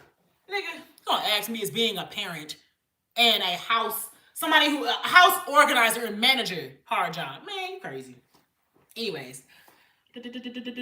A public speaking class will bless him. It teaches you how to get your point across. Seemed like they were sending a message to our faves tables. I feel that way too. Like, it is that thing. Like, it's the black telepathy. We know. And it's not even that. It's just like human nature. Black telepathy on one level of just, I find it very interesting. Not me or any of my comrades have had anything nice said about us. Just straight up. And then on a human side, It's very interesting how I did not feel good when they said what they said to me. Very interesting, and I agree. Rakai should take a public speaking class, and that's the thing. I think they took him out of high school, and I remember I very much had to take. I had to take speech. Look at me stuttering. I remember I very much had to take a speech class in high school, and then in college I had to do a communications class. Not saying, you need to go to college to be a good streamer, but I do think with this job where we're speaking to people all the time, communications is a good thing that you should take, or at least know a surface level of information on. The foundational parts and pieces and bits and whatnot.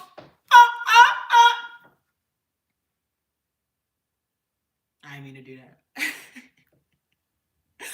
It was also a weird ass sponsorship by Marvel Rivals. So the one thing I also noticed about the streaming awards is that it seems they can be bought, which makes sense because you do need advertisement at award shows, but they legit, which is usual, because I remember at the BET Awards, they have the Coca-Cola's Viewer Choice Awards. So obviously Coca-Cola is buying this section in this award for people though. But when you have a Marvel Rivals, and that was crazy because you could tell the people that got nominated for Best Marvel Rivals Player, they did not know that was even a category. They weren't nominated for that before they got there. Them niggas decided to pull that shit up because Marvel said, we paid y'all to do a job, so do it. And they're gonna do a random Best Marvel Rivals Player just so they can promote Marvel Rivals people. Don't nobody play that shit no more, okay? It's done. It's dead. It's dead just like Injustice. Stop it and leave it be. Oh my God. What's your opinion of Rakai getting banned for 2 years off Twitch? I don't have any opinion because I didn't know about that. Well, I have an opinion. That's fucked up. But I ain't know nothing about that, so I don't know nothing about that. I hope he get that shit off. Word dead. Had to take public speaking in college. And I think the main reason that was so encouraged to us, obviously before social media, is because I was talking to my mate about this the other day, but public school really just kind of trains you to be a good worker. But bottom line, we go through life being taught and molded, essentially groomed so we can be good everyday living civilians. And I think when it comes to public speaking and speech, obviously we need to know how to talk to people, because when we're working for America, we need to know how to properly assess situations, break things down, deal with customer service. And so obviously, because people like myself, we go into different job fields. We're not really going into corporate America anymore, where I have to know how to do these things. I don't have to pitch an idea to somebody so I can keep my job. I'm just talking to people. I do see how that doesn't seem necessary because you can kind of teach yourself that. But as somebody who promotes education, I feel for anything that you have interest in, you should be studious as much as you can with it. You should have a very high level of intellect around that particular subject. And, that's what I'm trying to do too, which is why I gotta pull out this motherfucking soldier rag again, okay? Pull out this motherfucking soldier rag again. Get this motherfucker to 40 fucking likes. Are y'all crazy? Are you crazy? Do your fingers not work? I don't get it. Can you not read? It says live 50 like goal. I don't understand. The finger's not moving. Likes not going. What don't we understand? The thumb, not the damn heart. Don't act like y'all ain't never been on social media before. Y'all gonna piss me off. When the fuck do you do that? Stop it. Stop it. Rashawn, all you need to know is how to like the damn live. Coming through here saying the same shit every fucking time. But it's good to see you. Also, what do you think about the fan comparing Kai to Diddy? I thought it was dry as fuck. I felt the same way about it. How we felt when Demi Lovato thought that she could make jokes about 21 Savage being a British foreigner. And we had to remind her that she was a crackhead. Stay your ass at a black people business, bitch. If a black person is making a joke with another black person, that's a black joke, bitch. So no. Both them hoes need their asses, well, not their asses, their faces.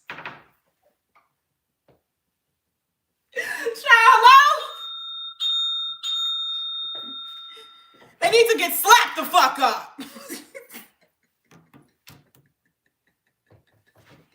Shit pissed me off. And then go ask Rakai, what's the most expensive thing or craziest thing you stolen? Bitch. How much? You know what? I ain't even gonna say that. I ain't even gonna say that. Cause then we getting real far. But oh, this mouth. My God. This mouth. Put this shit on D&D. Like I'm working right now, please. How many motherfucking things has he stolen? How many dicks did you suck behind the trash can at the last event you been to, bitch? Since we stereotyping. You see, this is why I wanted to stop. We should have asked that bitch how many mollies she popped before she got on this motherfucking stage. Since she's so interested in numbers. How many of things people have done. Bitch. Y'all get this motherfucking live to 30 likes. 40. Shit. I'm discombobulated. What did I tell y'all?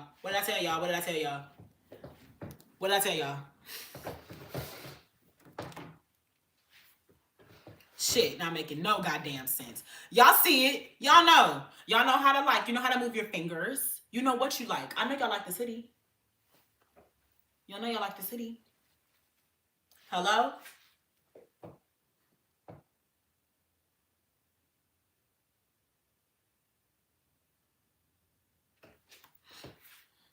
Exactly. Thank y'all. 1 second.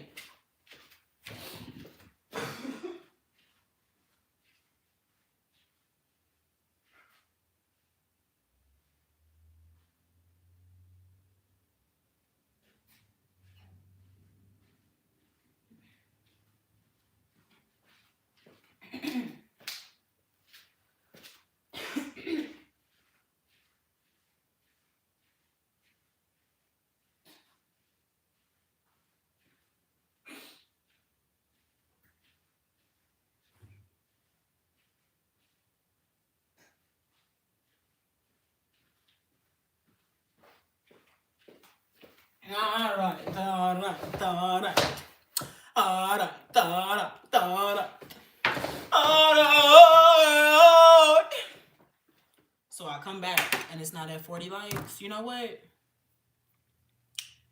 Intermission.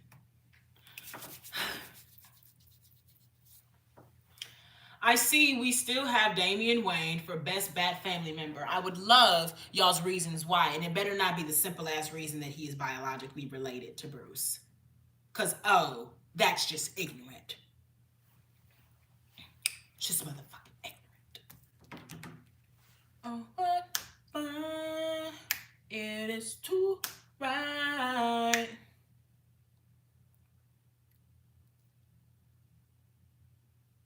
Well, look at that. The series finale of Bel-Air delivered a major surprise when Will Smith appeared on screen portraying a future version of the iconic character he originally played in the 1990s. His cameo came during a pivotal moment when the younger Will confronts uncertainty about his identity and future. The older Will steps in as a mentor-like figure, offering emotional guidance, reminding him of the strength in his choices and reassuring that his struggles will ultimately shape the man he becomes. The moment served as a symbolic bridge between the classic The Fresh Prince of Bel-Air and its modern reimagining. Another thing I did not like about the award show, the bitches could not read a teleprompter. And so I then say, where's the professionalism? Where's the preparation? I don't understand that.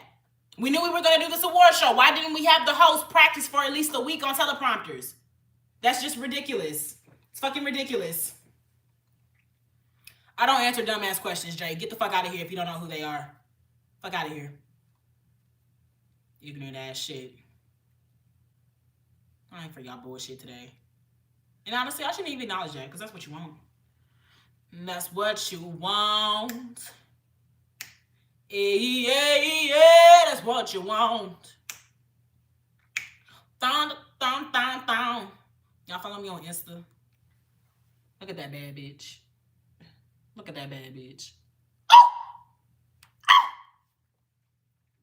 Roof. I'm roofing myself. Like, hello?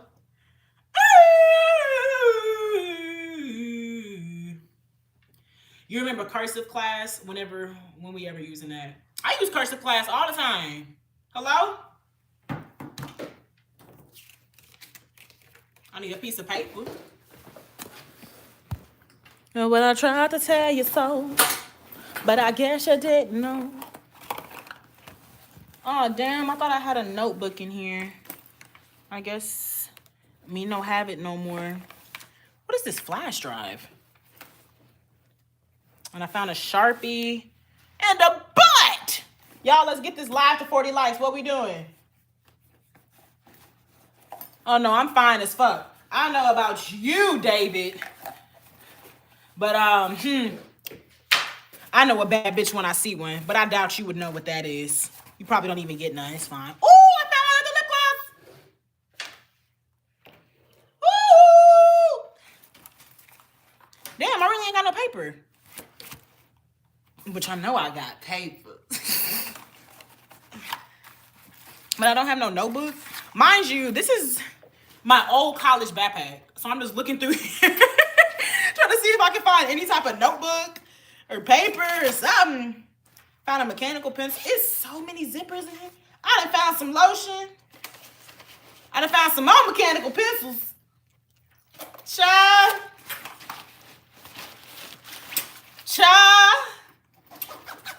Ooh. I can't believe this. I ain't got no notebook. This is bull. I'll just like show you here.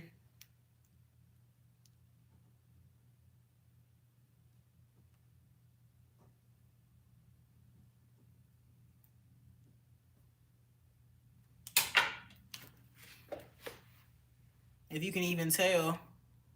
Alexa Luta. Alexa Luta. Alexa Luta. Alexa Luta. Alexa Luta. Alexa Luta. Alexa Luta. When Tyler said, you gotta make jokes that are funny, I felt that. Exactly. And it's so crazy because retelling a joke that I say about myself on live is not eating like you think it will, bitch. So, absolutely not. Absolutely not. Y'all, get this motherfucking live to 40 likes. Are we crazy? Are we serious? We already see the requirement. You come in, you like the live. Like, it's like coming over to somebody's house for an event and you don't bring no food, no champagne, no water, no nothing. If you come in this bitch, you better add to the conversation or you leave, bitch. What's up, Dwayne? Thank you for coming through. You a little late today. You must have been practicing. Make sure you like that live, Dwayne. Ain't nobody exempt. Nobody.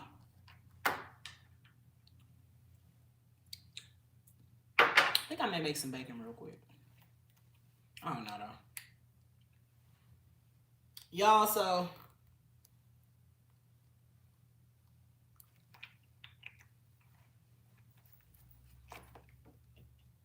I watched Oh What Fun on Amazon this weekend with my sweet. And it was really lovely because I remember saying last year, we need to have more Christmas movies that are surrounded and focused on the women, specifically Mrs. Claus, but just on the main shit. We know men ain't getting hyped like that around the holidays. Y'all don't like to do shit. Y'all really don't like to do shit. So I do understand just misogyny. And so that's why they always did male movies and it's fucking Santa Claus and shit. But it's just like, mind y'all, I didn't even grow up being told to believe in Santa Claus. So just adding that on there is just the extra angst. So when it comes to actually doing a Mrs. Claus film, I love that we're kind of going down that route. I love that it was about the mom and all that she does for Christmas and keeping the Christmas spirit alive. I really loved it.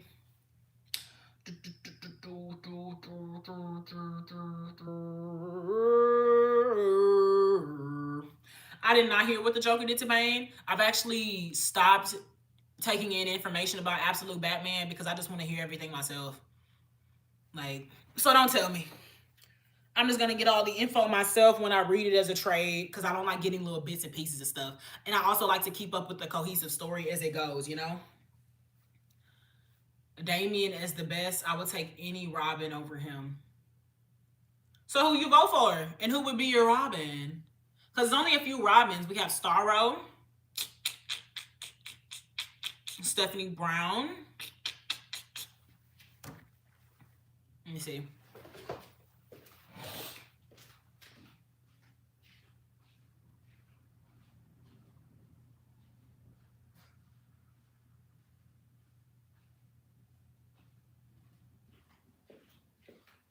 Starro, Stephanie Brown, Carrie Kelly.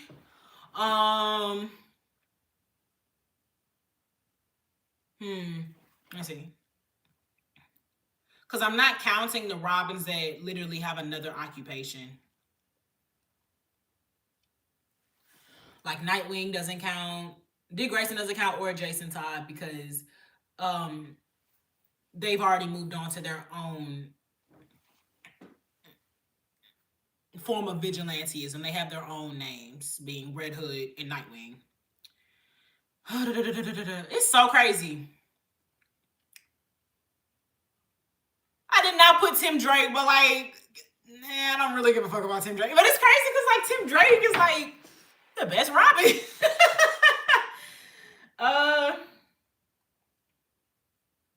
Yeah, so we've only had a couple Robins. I'll say all of them. We've had Dick, Jason, Tim, Stephanie Brown, Damian Wayne, Carrie Kelly. Those are the only Robins we had. So which one would you even select?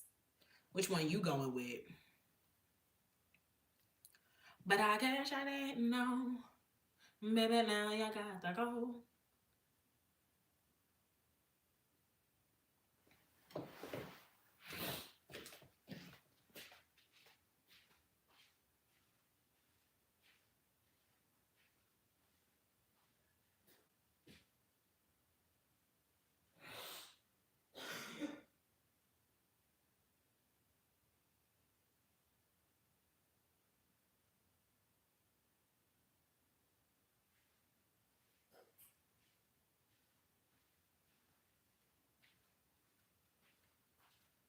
Oh my God, y'all.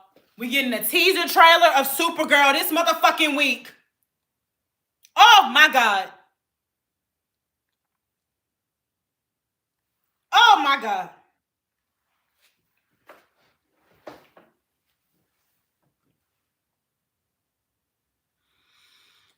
I'm worried I'm lagging. Yes, you do see 44. We almost at that 50 mark. Honestly, think it's time to read.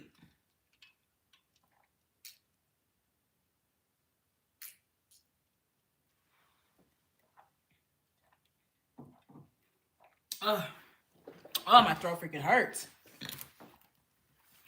Y'all, when you're having a panic attack, don't go out to the backyard and scream bloody murder. Don't scream like a banshee. Don't do it. Or you're going to end up like me. Bleeding from the throat. Fucking crazy. Y'all really want some barbecue. I want some barbecue so bad. I haven't had barbecue in months. They say the average Texan needs to have about 50 pounds of barbecue in them every month, or we slowly start to wither. I see my light going away. I need a brisket barbecue baked potato with red and white onion and spicy sauce. And a piece of white bread. Oh my God. What's up, Tony T. Dunn?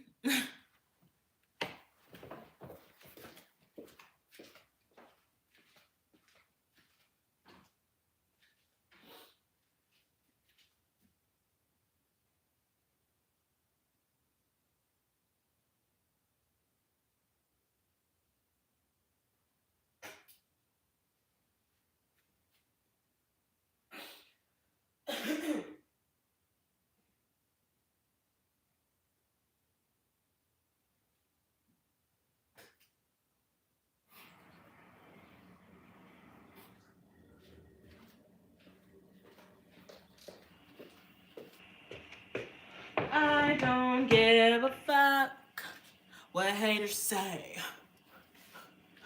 I low-key ain't even played my piano neither. like I can even play for real, but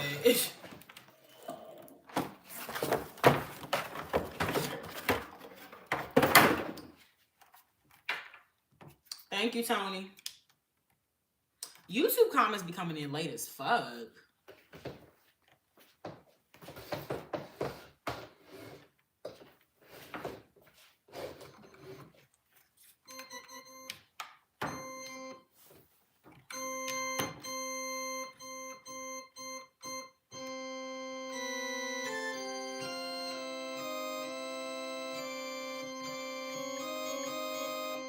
Bad one. That wasn't the right note. Sorry, y'all. That was a little too sharp.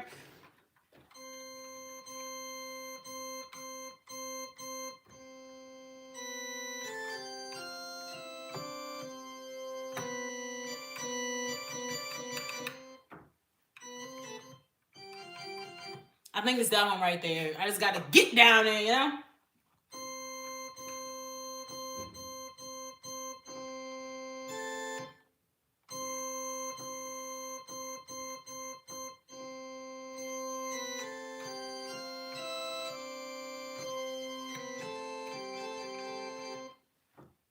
I'm gonna get mad now. All right.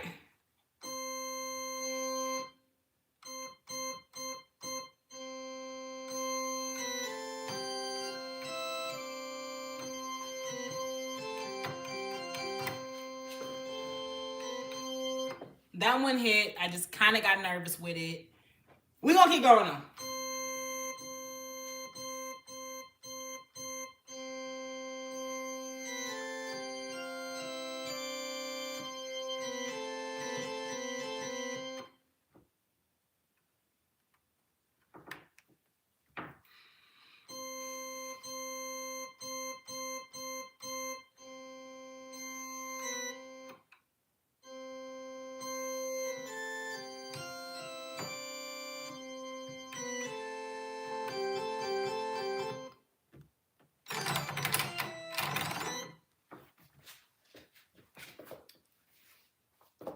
I also prefer trades. Honestly, I need the full story. I do not like regular comics, thin ass fucking magazine, unless I'm gonna like put it into a scrapbook or use the art for something else. I don't really care for a magazine. They're also walking billboards at this point too. It's just hella ads every time. No thanks.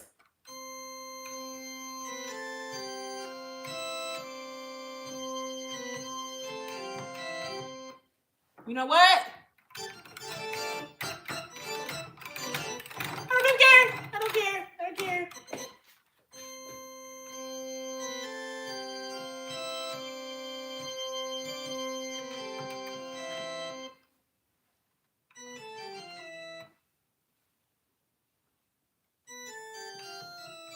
Tim is like top 3 Robin. I would say Tim is honestly the best Robin. He figured out Batman's secret identity. Isn't a crash out, unlike, you know, Jason or Damian. He is very level-headed. And he's an actual detective. Like I said, he actually figured out Bruce's identity. And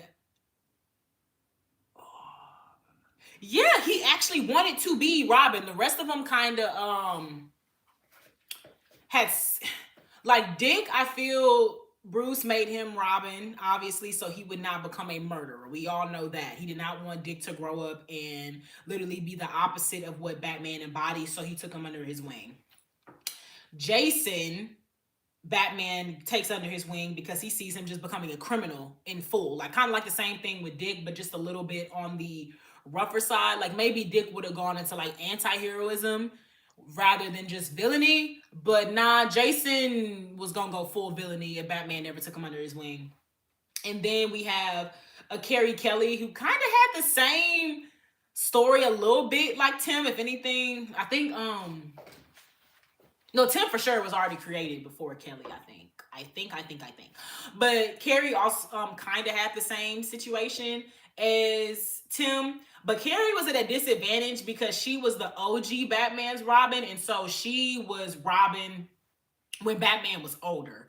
And it was kind of like she Loki needed to become Robin because Batman needed assistance. Not the other way around that we typically see where these Robins need assistance, they need guidance in their life, so Batman becomes that for them. It was kind of like she needed to become that for Batman because he like fell off his rocker. But that's what I got from the Dark Knight Rises series. And then when it comes to Tim legit wanted to be Robin. He fucks with Batman. He figured out that he was Bruce Wayne, and that was something that he wanted to do. He liked what Batman stood for and how he operated, and so he wanted to be just that. And so I would say, going through all that list, I don't even fully know how Stephanie Brown's Robin gives it up. So I don't have any opinion on her. I did put her on the list because she is a popular Robin and people do like her, or just a Bat family member in general. But I don't know enough about Stephanie Brown as Robin for me to have a confident opinion on if she would be the best. But I'd actually say I have no argument if somebody were to say Tim Drake was the best Robin, because I just do think he actually wanted to be Robin. And then lastly, Damian becomes Robin because he sees this is basically a position that needs, it's a position for the taking. And it's a position that leaders take. Like, you know, that's his thing. He wants to lead the free world like his crazy ass grandfather did and whatnot. And he also sees that his dad saves the world, but he also sees that his older brother being Dick was Robin before, so it's kind of like one of them, oh, I can do the same thing. I can do all these things that these men in my life do, so I want to be Robin. Not really an actual altruistic reason he became Robin. He was more selfish. He had like the most selfish reason to become Robin, Loki. Honestly, I scream underwater if I need to. I don't think I've done that. I don't think so. I screamed yesterday outside. I should have done underwater. Should have probably would coat my throat a little bit.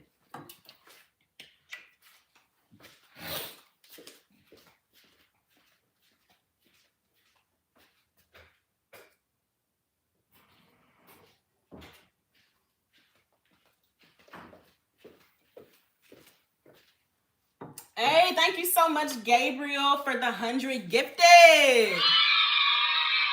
Really appreciate it. Y'all make sure y'all liking and subbing. Just because I have not whooped that ass, don't mean that I won't. Like and sub, or you get no love or hugs. How about that? I was serious.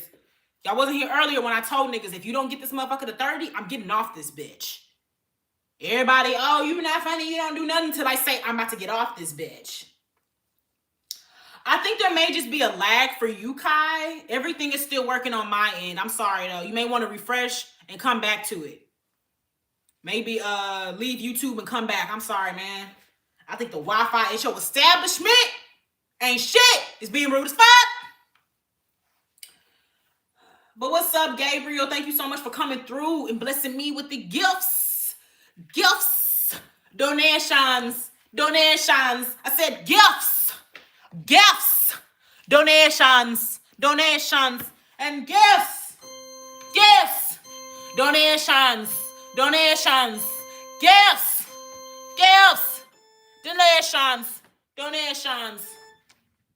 All right. So, I was also saying that I had ended up watching Oh What Fun, which was a Christmas movie about a mother who has her family coming in for Christmas, and she is kind of dwelling on the fact that she doesn't feel appreciated as much around the holidays, and she wants her kids to put her up for this competition for best holiday mom who embodies the Christmas spirit and has just been a great mom. They don't put her up, and the niggas also forget her at home when they go out to a dance. They go out to this dance event that the mom herself had purchased tickets for. So she instead takes herself to the show so she can be, I'm speeding up a little bit. She instead ends up inducting herself, not into the category, because that's what she wanted to do. She wanted to vote for herself, but the polls had closed. So she ends up getting into her car and drives all the way to California from Houston, Texas.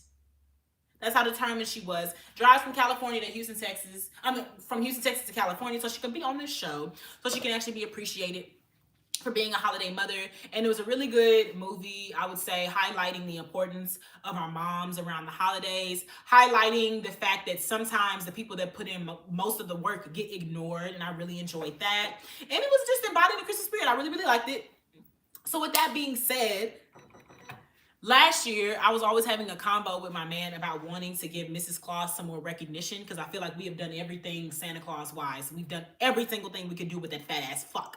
So let's move on to Mrs. Claus. Let's see what she be doing, things that she does. So I would love if y'all could give me like some ideas on what y'all think Mrs. Claus should get into. For sure, we already know that she's the one actually encouraging the elves to do something. We know that for sure. My man also peeped last night when we were watching Elf. Santa Claus is kind of used more as a motivational speaker than he is somebody that actually does something. So I thought that was pretty interesting. We could showcase her actually being the one that gets the toys ordered and done. She actually checks the list. That nigga don't do none of the checking. He does the big work. He's just a Door Dasher. That's all he is. He's a delivery driver. Santa. Oh, yes, Mrs. Claus do all the work. Miss Claus do all the work. Hey, thank you so much, Olivia. So much. Olivia Rodrigo's live so much for the 100 gifted. Appreciation. And so I feel like we could do that. Obviously, she's the one that's actually checking the list. She's taking down the toys. We could say we already know that she's the one that created all of Santa Claus's clothes.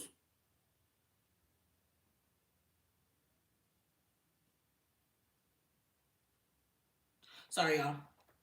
For sure. Hey, we hit that 50 like mark. Glad I ain't have to whoop that ass, okay? I don't want to whoop that ass. Now let's get to 60. We made it enough. Let's get to 60.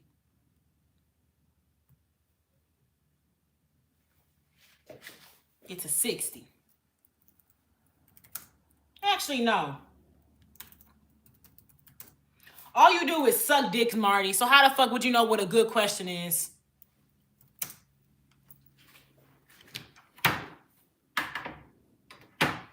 Go slip on an icicle, bitch.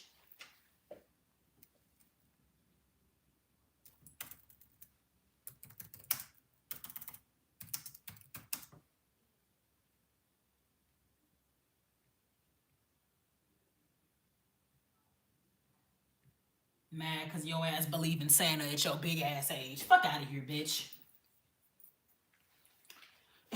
Anyways, do y'all have any thoughts or suggestions on what y'all think would be a good Mrs. Claus movie?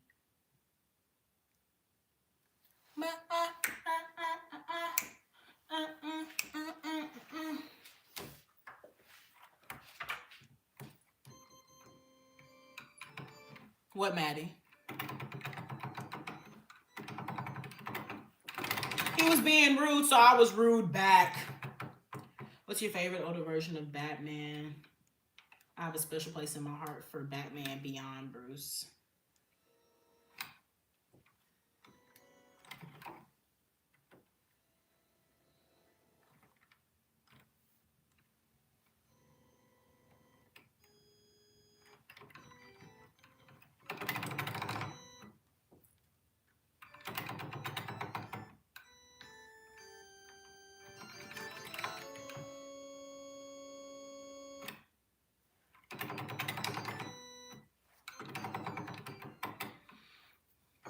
So I've only ever seen two older versions of Batman, which would be Batman Beyond Bruce, as well as Batman and Catwoman, the story. So I'm gonna have to agree. I would say Batman Beyond Bruce. I haven't seen a lot of old Batman stories. And so it was a comment somebody made, like I think 2 months ago, maybe even a month ago. They said they think the new DCU should follow Batman throughout his life so we can actually get an older Batman. And at first I wasn't fucking with it, but then I had to think about the Walking Dead series and how we've been able to see Rick Grimes through so many different phases. I fuck with that actually, or even how they did Wolverine, because that was his biggest suggestion, is doing the new Batman how they did Wolverine. You know? Oh, I missed the Thomas Family's comment. Thank you so much. Said they love my hair. Thank you. But yeah, I don't really have a lot of info on older Batmans. Like a life story comic. that they did for Spider-Man, but for Batman. Not a life story comic, an actual movie. Or even just going forth in this new DC franchise, they think we should start off with young Batman and then progress as he continues to grow, which I think ideally is what we're going to do, since we are doing Brave and Bold Batman, and this Batman already has Damian in the fold, which will mean that Nightwing already exists and is established, which is cool. And so I think going forward, that's what we have to do. We already are showing that he a father, versus the Batman with Robert Pattinson. He's still billionaire playboy Bruce Wayne. So I think that would be a good difference, a good different display of the Bat. You know?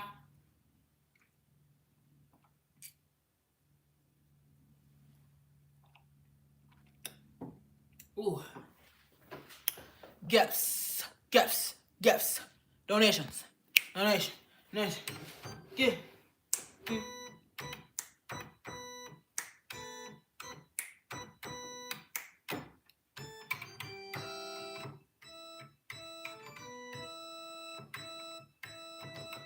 I'm wary of the gun Batman.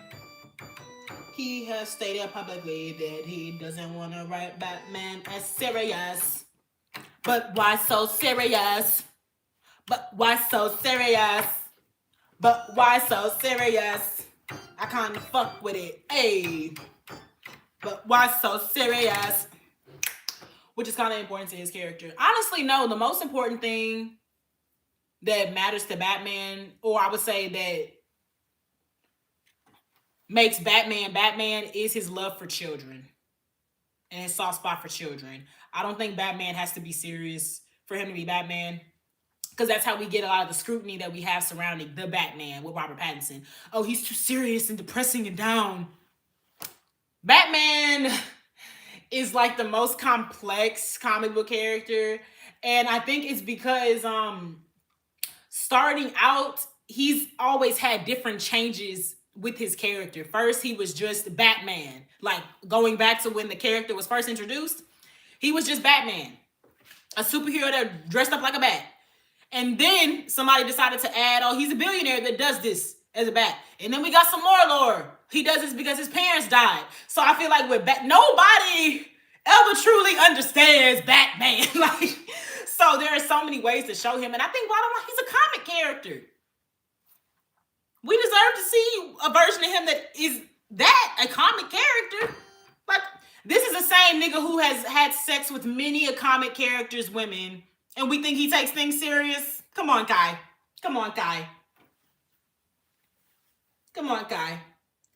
I agree, but he also can't be quipping all the time like a Spider-Man. The tone would be off.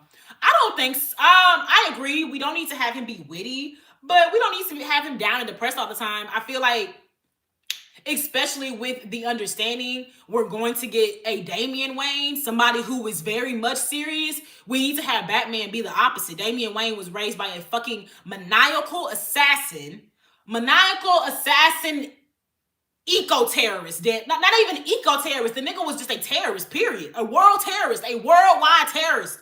Anybody can get it. And so when you're raising a child like that, you do have to be the opposite. He cannot just be hard as Bruce all the time, because that's already what Damian experienced. But I for sure agree. He does not need to be witty and quipping all the time. No. I know you just poisoned the water supply, Scarecrow, but what's up with the airplane food? That's the real poison.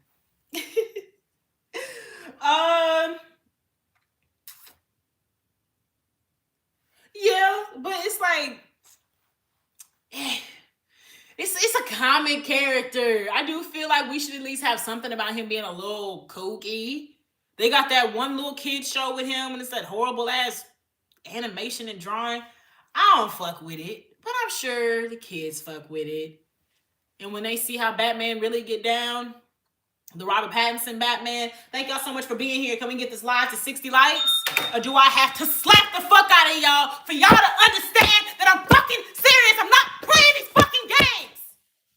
Y'all think shit is sweet? Y'all think I woke up in the morning to come and talk to y'all for the wits? Which I do, but that ain't the only benefit. Get these motherfucking likes up there like you actually understand and give a shit about something. Thank you. shit. Sick of this shit. Too much either is in a bad direction. Oh, excuse me.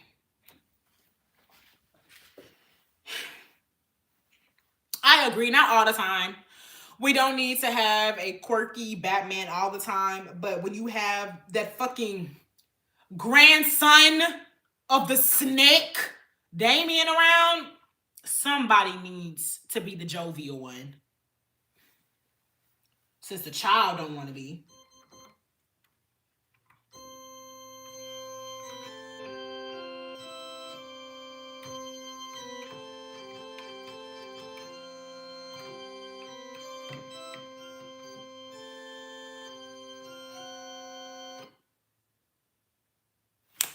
Yeah. You also finished the Hurley Fall. How do you feel? How did you like that twist with Jonathan and Idris? How'd you like it? Hey. Would you watch a live action Young Justice film? It depends on which Young Justice we doing. I want the Young Justice with Calderon leading them. I want that Aqualad. That's what I want. But it's the crazy thing that they made that Aqualad specifically for TV. So I don't want the Aqualad from the comics, fucking Jackson High. I don't want that nigga. I don't even know who the fuck that is. I want Calderon. The motherfucker that's the son of Black Manta. I want him. But yeah, I watch that. I want the OG Young Justice though, for sure. Had me tearing up, not gonna lie. I'm waiting for a sequel. He put that motherfucker out a while ago, and we haven't had nothing. I would love a live action Cal. I'm not a good Dreamcaster person. I just like characters. I'm a character person. I don't know enough actors by name for me to be like, oh, this is what I want them to do. And I also don't know a lot of what an actor's ability can be. So I would just say I want Calderon. I would like, for sure, we have to have Artemis there. Have to have... No, Speedy is Red Arrow. Have to have Kid Flash. That's his name, Kid Flash.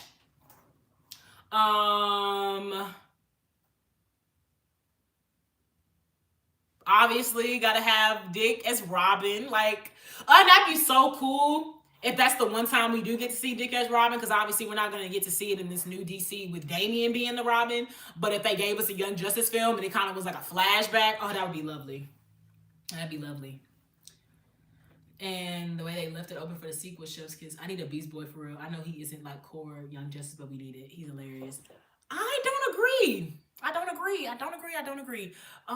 But I get it. That's your dream. That's yours. But just on technicality, Beast Boy is a part of the Teen Titans. So I would actually riot if that nigga was in a Young Justice movie. And I understand he got added to Young Justice at the end of the series. Yes, and we had the most depressed fucking Beast Boy I've ever seen in my life. Man. Like, what? Bring back a Nighthawk. Is Nighthawk that one black man?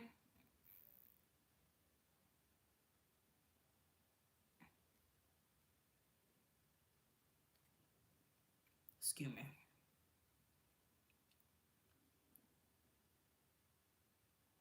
Nighthawk seems to be a cowboy? What? Let me see. I don't even remember seeing this motherfucker. OG Teen Titans Beast Boy is like perfect. It's crazy. I'm not even a Teen Titans man. I don't give a fuck about him. I fuck with Starfire. I love Robin, of course, because their Robin is Dick Grayson. And I fuck with Cyborg, but I ain't never been a Beast Boy fan. I ain't never been a Raven fan. They ain't been in my thing. Like, whoa. We need them to make a life story for Robin and how he became Nightwing 20 years later. I would love that. But y'all know they're supposed to be kind of doing that. They're going to do a dynamic duo movie. And it's supposed to be Dick Grayson and Jason Todd. So I'm very excited for that. I think we will be getting an actual, maybe a life story. Kind of, technically. I guess if we just like watch it based on release. I would trade my pinky for that last season of Teen Titans we almost got. Same goes with Spider-Man 4 in the 4th season of Avatar The Last Airbender. Wait, you ever watched it? Which one? Teen Titans? I did. Didn't care for it. Raven is a demon. Ain't nothing bad about that. Raven awoke me to my love of thick, sarcastic women. Oh? Oh? I'm so sorry. A lot of y'all sexual awakening was by way of a demon. That's so sad. Lord have mercy. But you know, I'll play fair. I'll play fair. She is trying to be one of the good ones, I guess. With that fucking demonic father in her head, I guess. I would say I'm much more a Zatanna fan than I am Raven. You know, Zatanna be giving it up. I like Zatanna.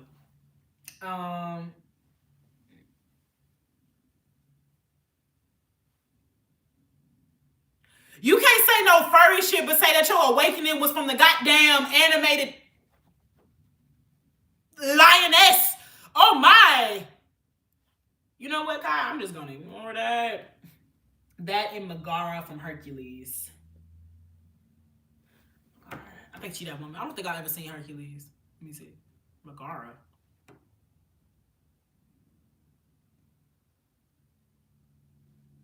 Megara.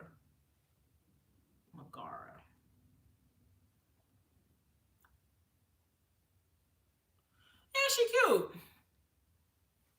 Let me think. What was mine when I was younger? Like my I think.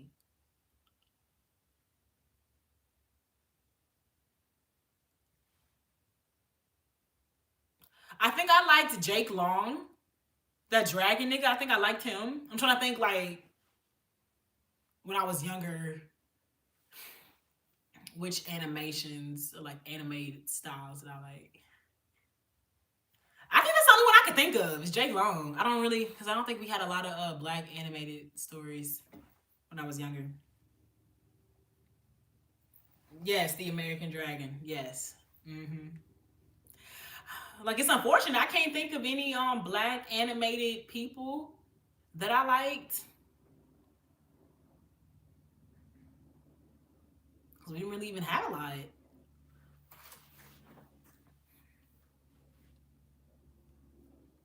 What's that nigga name from Avatar? The one that's the brother with the long hair. I liked him. I think I actually preferred when I was younger to lust over the real people, like Corbin Blue, you know. Oh my god, I used to have like a thing for Steve Urkel. Oh my god, bro. Like, no, my thing was actual people. I ain't give a fuck about no characters. I want you. Okay? I want you. I'm gonna be able to touch you. Okay? Oh my gosh. I was sacrificed. Child, that's weird. I also had a thing for Nanny and Shell. Who is that? Who is that? I used to like the evils. You like Ursula? You like that? You know what? Ursula was a baddie. That was BBW, okay? Shoot, go crazy. But Jump In, dude. Don't refer to Chad like that. The Jump In, dude. He brought the East High Wildcats a motherfucking championship. The Jump In, dude. He ain't just a Jump In, dude, okay? We talking about the Corbin Blue. Get your head in the game, Corbin Blue. Don't disrespect him like that. The Jump In, dude. Man. Nah, you wasn't the only one to do your research on Urkel. Oh, I know. Shoot. And then it was that thing like, oh, you mean he could be a twofer? I could have Urkel and Stefan? Hold up. Hold up, okay? Like, if anything, that got me into my science fiction. Like, what? Yes, I like when a motherfucker can Bruce Wayne himself. Like, you could be two people. Role play. Give me that. Girl, give me that. What? Nani is from Lilo and Stitch, and Shell is from Road to El Dorado. I knew Nani. Actually, yeah, I fucked with Nani too. I liked Nani. I liked the mom from Miss Incredibles. She was a thick one. I have to think. Because I think that would actually give me some better ones. I lusted after real boys. But hold up. We got them gifts. Hold up. Hey, thank you so much to King Op. Thank you so much to King Op for the multiple hundo gifteds. God bless you. Hey! Eat him up! I'm gonna set another goal too. Oh, so with that, King, what would you like? It's an acapella song of your choice. And thank you so much for the floating heart, Chris.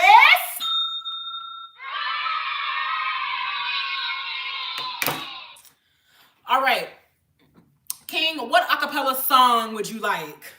We are talking about Disney Channel shows, so if you want a Disney one, I also like Carlton. Carlton was your thing? Okay. I liked Kimberly and Ashley. I thought they was some pretty girls. King, I literally just seen what you said. I'm about to trick off, child. At least you ain't a plexer, all right? At least you ain't a plexer. Are you talking about soccer from? Yeah, I had a little thing for soccer. I like soccer. I'm trying to think. Like, I really gotta like go back in my head and think like, oh, what did I like as a child? I think I low-key gotta pull him up. He was cooking more so in High School Musical. I thought his goofy ass was cute. Oh no, I'm not gonna play. I mean, I can play. I'll play the Here Comes the Bride song. That's the only thing I know how to do for real, but it's not good. But I'll actually sing. I have a little voice. I'm kind of hoarse though, but you know, you put it in there. If I don't know it, I'll look up the lyrics, but I shall do it. You say anything I play though is fine. But well, while you think, I'll play the Here Comes the Bride, because that's all I know.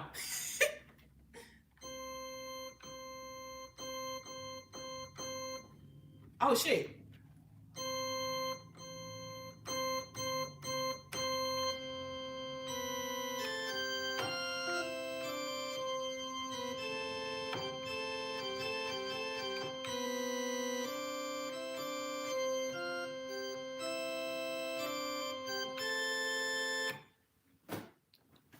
That was for King. I said, let me hear you.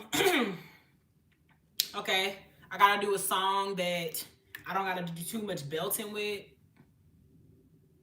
Let's see. Because I usually do In Vogue's Don't Let Go, but that's a little bit too much for me today. I'll probably do Man Down.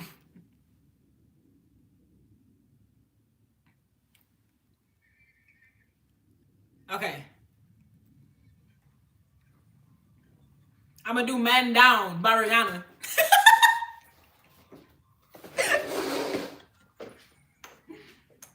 No, no, no, no.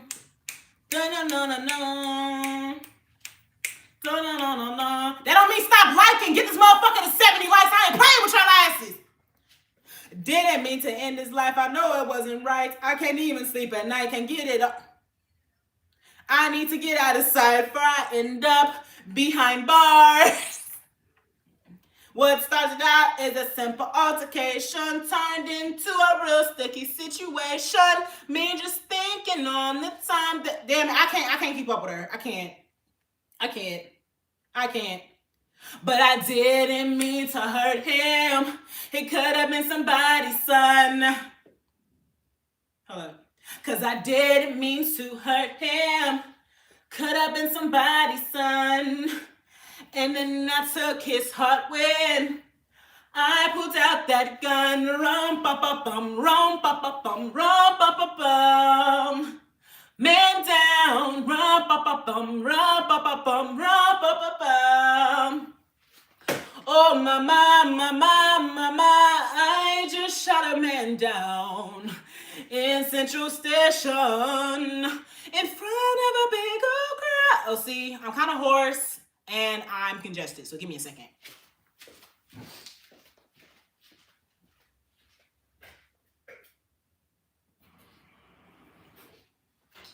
Rum-pa-pa-bum. A man down. Rum-pa-pa-bum. Rum-pa-pa-bum. Rum-pa-pa-bum. Oh, mama.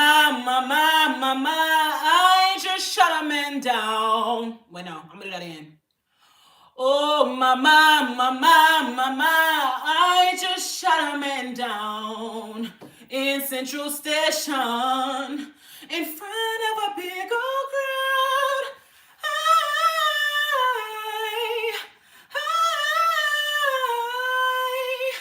Oh, mama, I just shut a man down. All right, I'm done.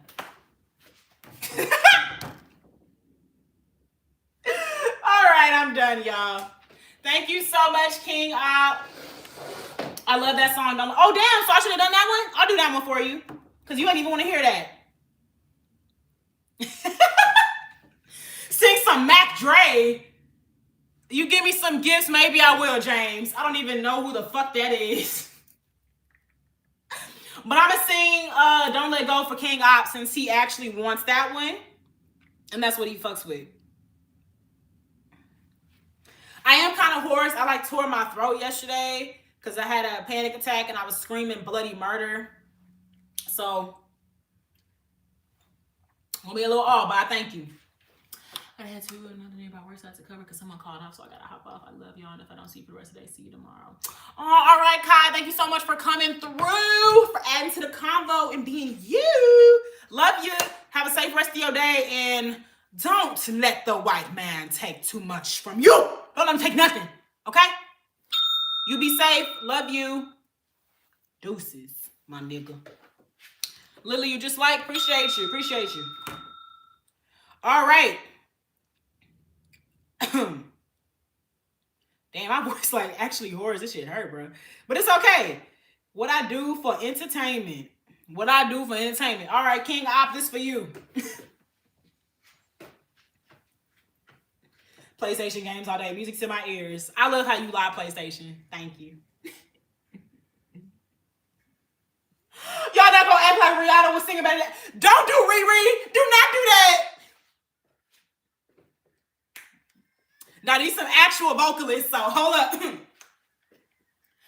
What's it gonna be? 'Cause I can't pretend.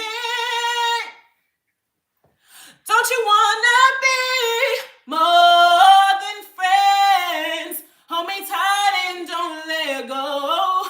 Don't let go. Have a right to lose control. Lose control.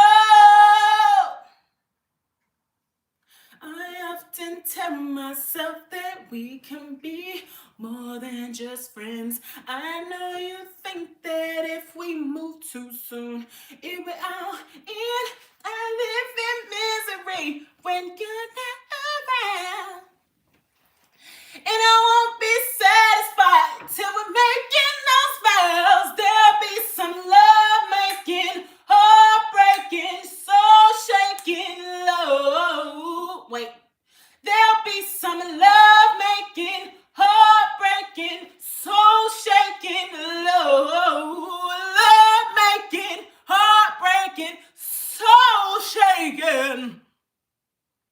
What's it gonna be? 'Cause I can't pretend.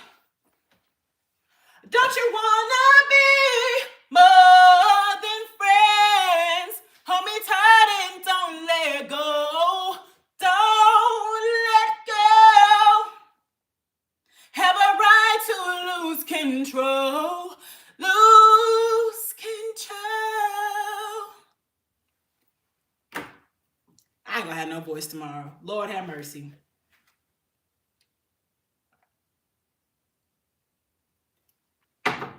Lord have mercy. Fuck. Oh, y'all liked it? Hey! See, this is why I love y'all. Because y'all lie like me. Well, appreciate you. Casey says that's some good shower singing. Thank you. The Sand Woman is right here. The bitch of your dreams. Hello. Hello. All right. You're really good. Sing a solo. I just did Man Down. Casey said, wait. I see some improvement from the first song. Thanks, PlayStation. Thank you. Y'all requesting, but y'all not gifting or liking. The only person that actually that actually deserved this song was King Op. He came through and blessed the chat, blessed the live. Unless y'all plan to do the same, I ain't singing shit for you. Fuck. Anyways, King Op, I hope you love that. Thank you so much for coming through and gifting. All right. Now, this is for those that are requesting it. There. If you want some motherfucking sing songs, you're gonna do a motherfucking gift. Fuck. Gonna ask me for a motherfucking sing song. But I ain't gonna give shit.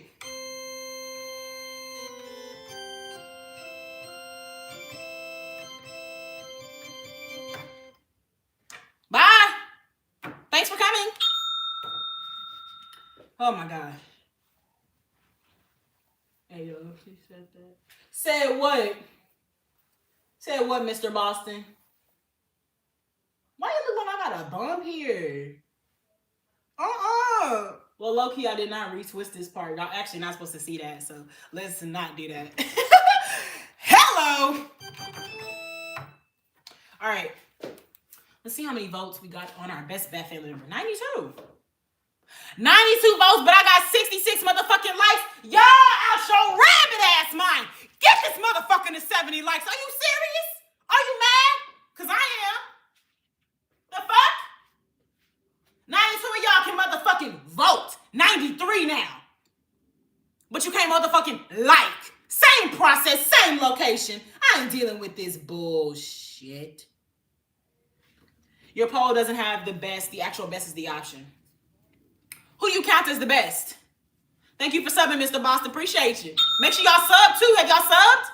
Have y'all subbed and have you liked? Have you subbed and have you liked? And if you didn't, you're lame. Do you not understand? We be getting lit over here. This is Everything Goes Live. No. I'm not putting Jason Todd in this goddamn category. He did not want to be no motherfucking Robin. No. I'm not putting Jason Todd up here. Fucking chaos junkie. No.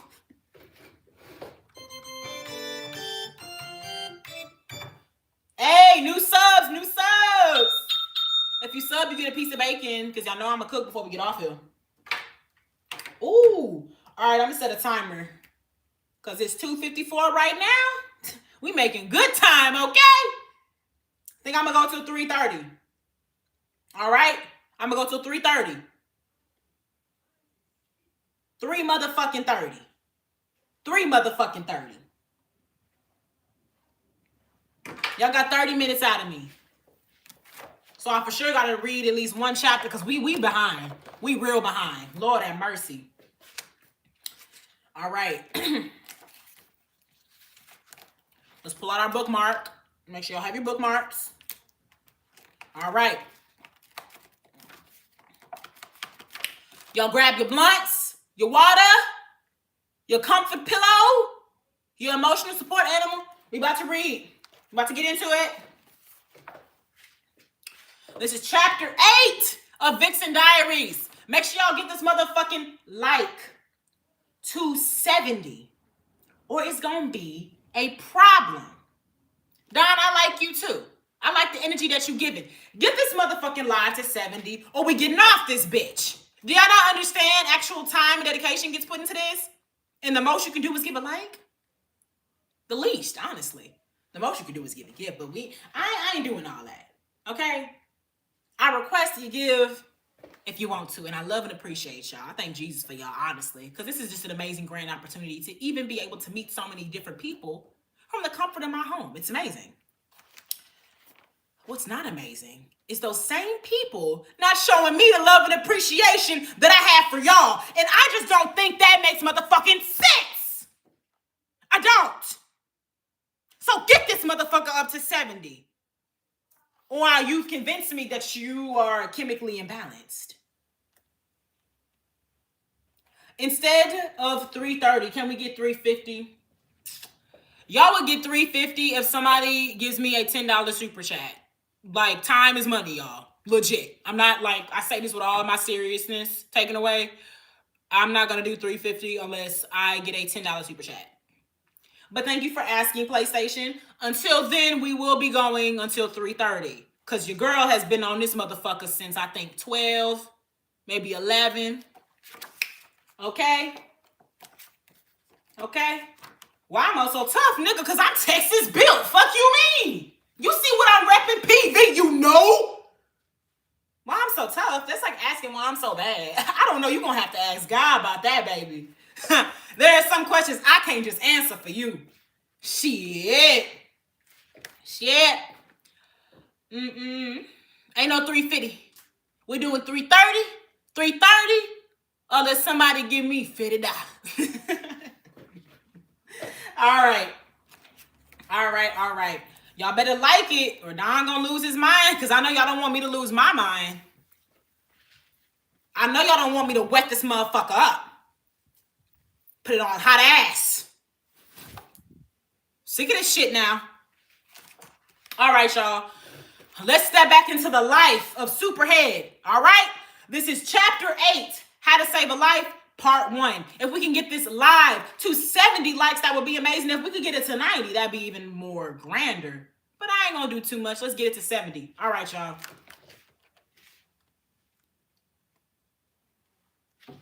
Get your water and get comfortable. I think I'm gonna low-key cut on the light because she does not use any bold letters in here. It's all very tiny too. Very tiny. I'm not a fan. Hey, we had 70 likes. Was that so hard? Was that so hard, my loves?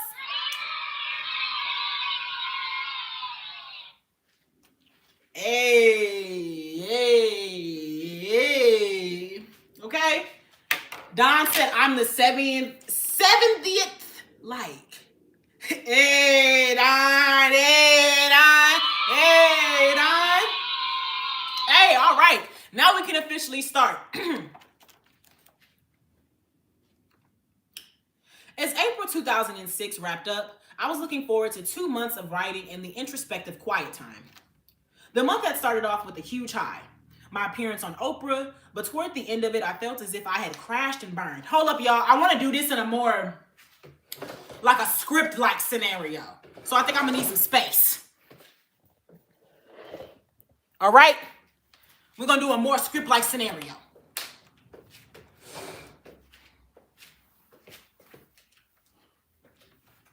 All right. Let's get ready.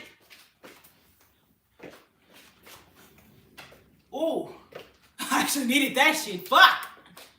Oh. All right.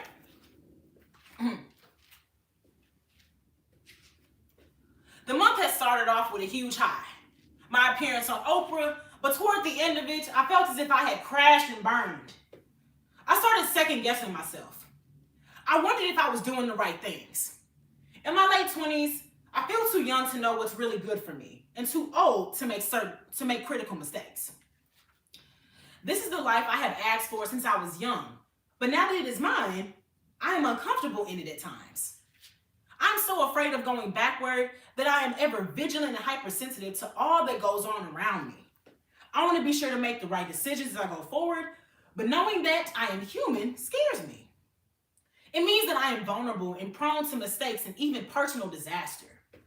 A friend of Bobby Brown's stopped me outside my son's school. It's always uncomfortable for me when running into people from my past, no matter how friendly they may be, and seeing someone so close to Bobby made me want to throw up. Much of my relationship with him was documented in confessions, and I had not seen or heard from him since the day I walked out on him in early 2003. Just because I'm reading do not mean that this live is not supposed to still have some likes. We on chapter 8. By the end of this motherfucker, it better be 80 likes. I ain't playing neither. I ain't playing neither. I ain't playing neither. All right. Have you seen Bobby lately? The friend asked. Where would I have seen Bobby? I don't know, around LA somewhere? No, Bobby and I don't run in the same circles. Oh, well, I just figured you might have seen him since he moved here. Because, you know, he and Whitney are getting divorced. Still? Well, no, I've not seen him. But I told him I said hello. Do you want to see him? Hell no. And there you have it. The easiest decision ever made. Didn't have to think twice. It was like dodging a bullet. A very large, very slow bullet. But one that I knew would ricochet back. And it did. In Confessions, I detailed my relationship with Bobby and its subsequent end, seemingly for good. For 6 months, from October 2002 through April 2003, he and I carried on a tumultuous affair while he and his wife, Whitney Houston, were separated. Our relationship was filled with wild nights and comatose mornings, as I did my best to contend with his bad boy impulses while trying to draw out the good man who had lived within him. It was all to no avail. Soon I was exhausted from the constant pushing and pulling that defined our relationship. He and his wife reconnected, heading off to their now infamous, well-publicized trip to Jerusalem. Y'all like this live, like this live. I don't want to have to whoop ass. Like this live. Like the live. We get to 75 likes, or I'm done reading and we cutting this bitch off. Do I gotta time it again? I gotta time it again? Okay. We got 14 motherfuckers up in here. We need to be at 75 likes before I continue the rest of this book.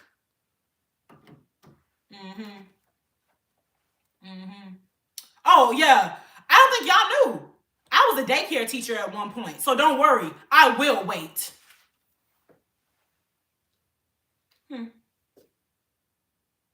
And if you just pressing the hearts, that ain't doing nothing. Press the like.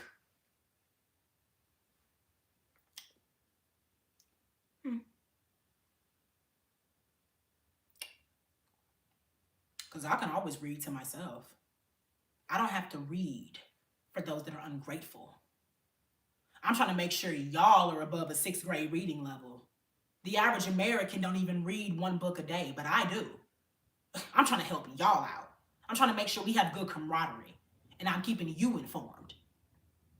Oh, okay. Thank y'all so much. And this is why I love you. Mwah. I love y'all. All right, let's continue on with the show, shall we? All right.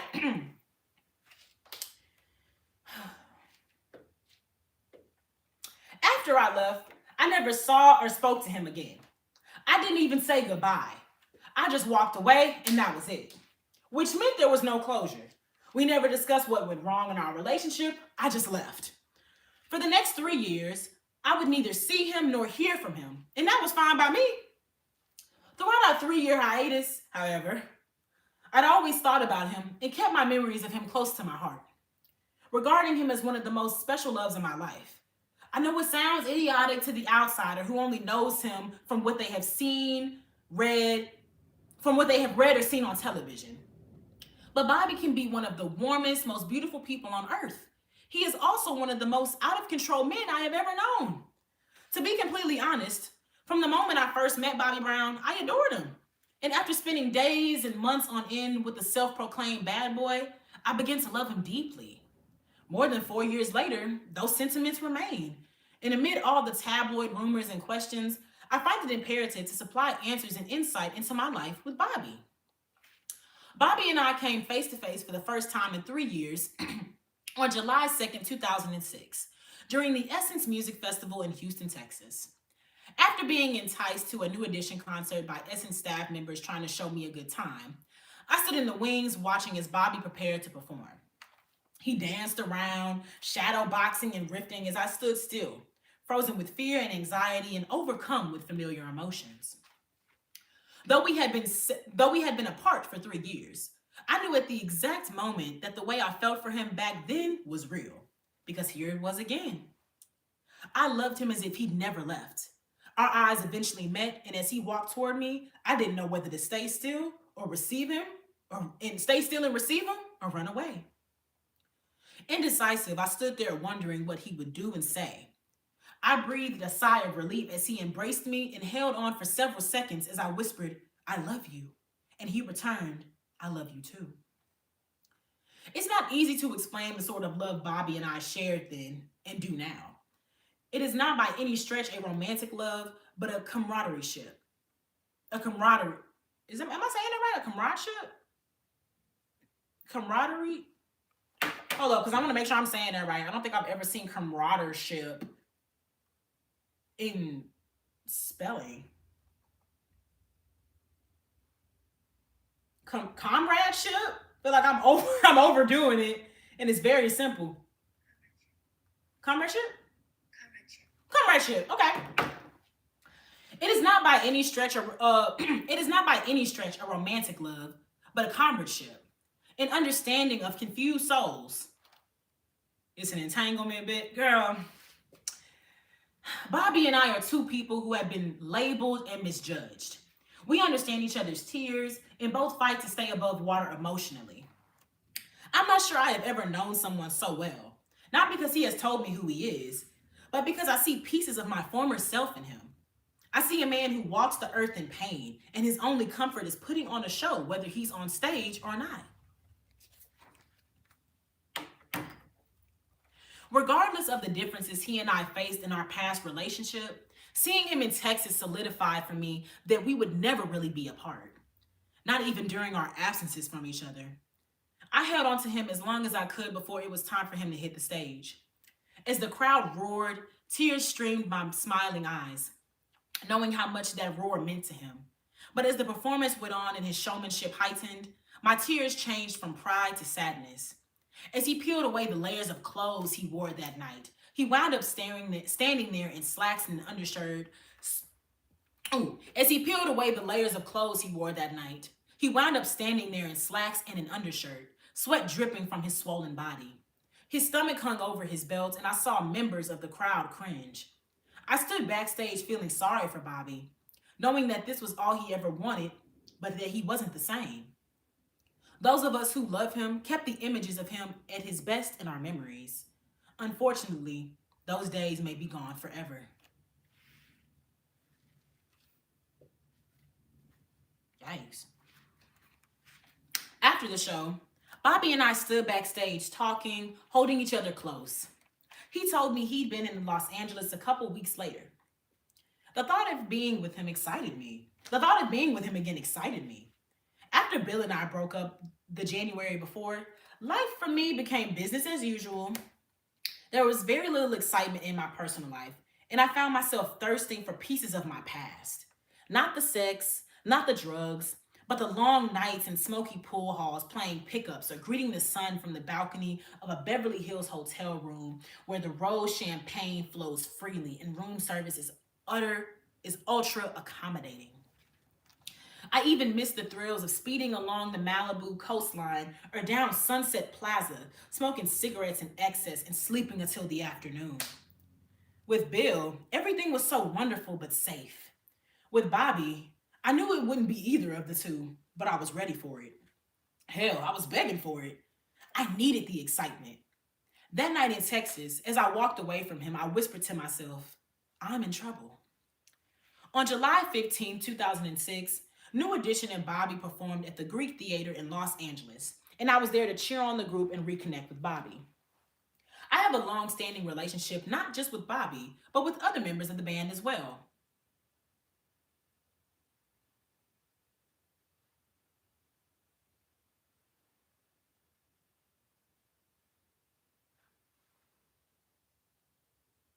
Superhead, PlayStation. This is Superhead's book.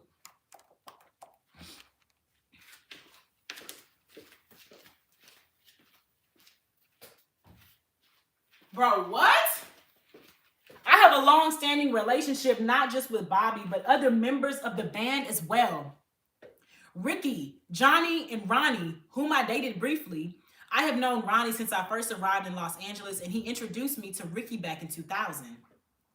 Johnny and I first met at the home of Eddie Murphy, Easter 2003, and since then we all remained social, seeing each other here and there. On this night, I stood just off the side of the stage as Bobby performed. I am always moved by his dedication to pleasing his audience, and this night was no different.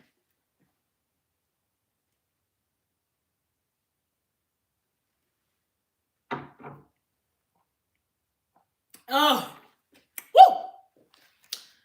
Hey, we got a new subscriber. Wait.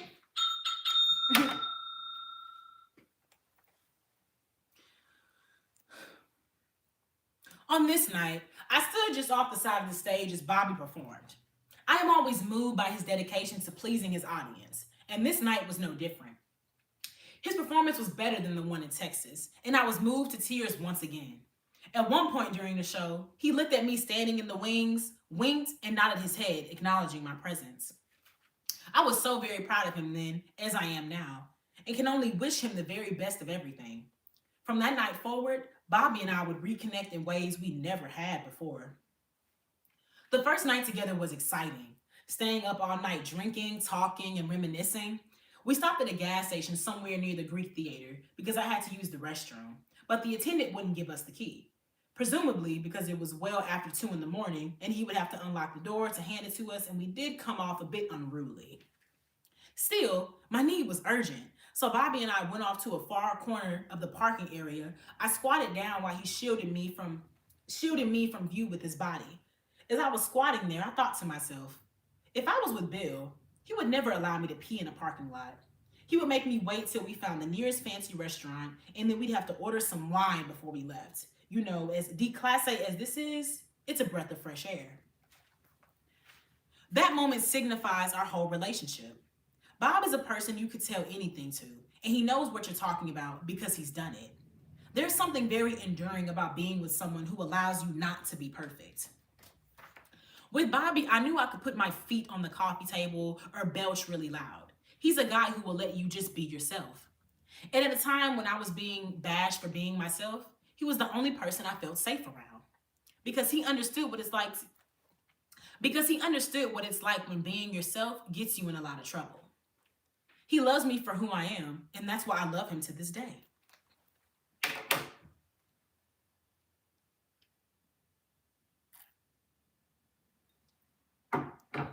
What's up, Terry? Salute. We are reading chapter 8 of the Vixen Diaries by Corinne Steffens, aka Superhead, and we are reading about her relationship with Bobby Brown. So welcome in. Come on in if you're trying to hear it. Somebody said I sound like a movie. Thank you. Ooh. All right. According to published accounts, Bobby and I lived together from July 2006 through early 2007.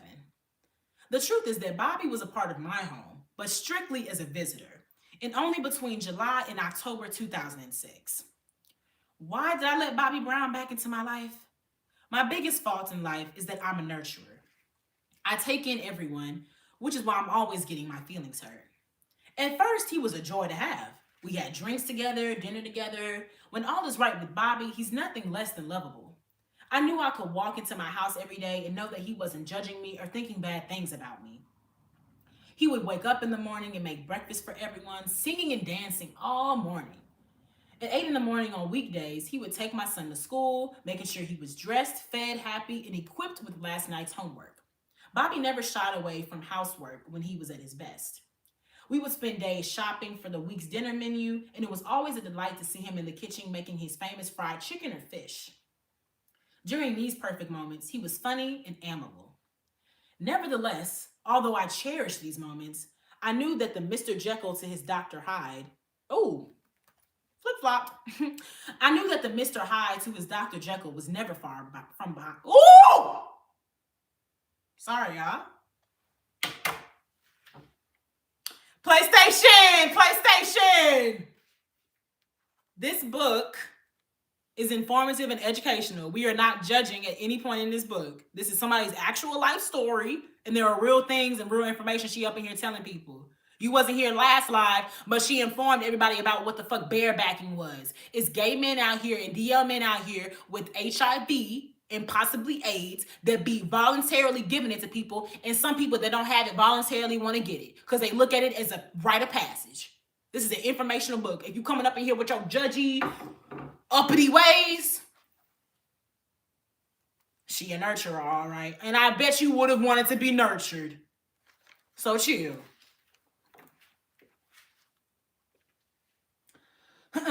Nevertheless, although I cherish these times,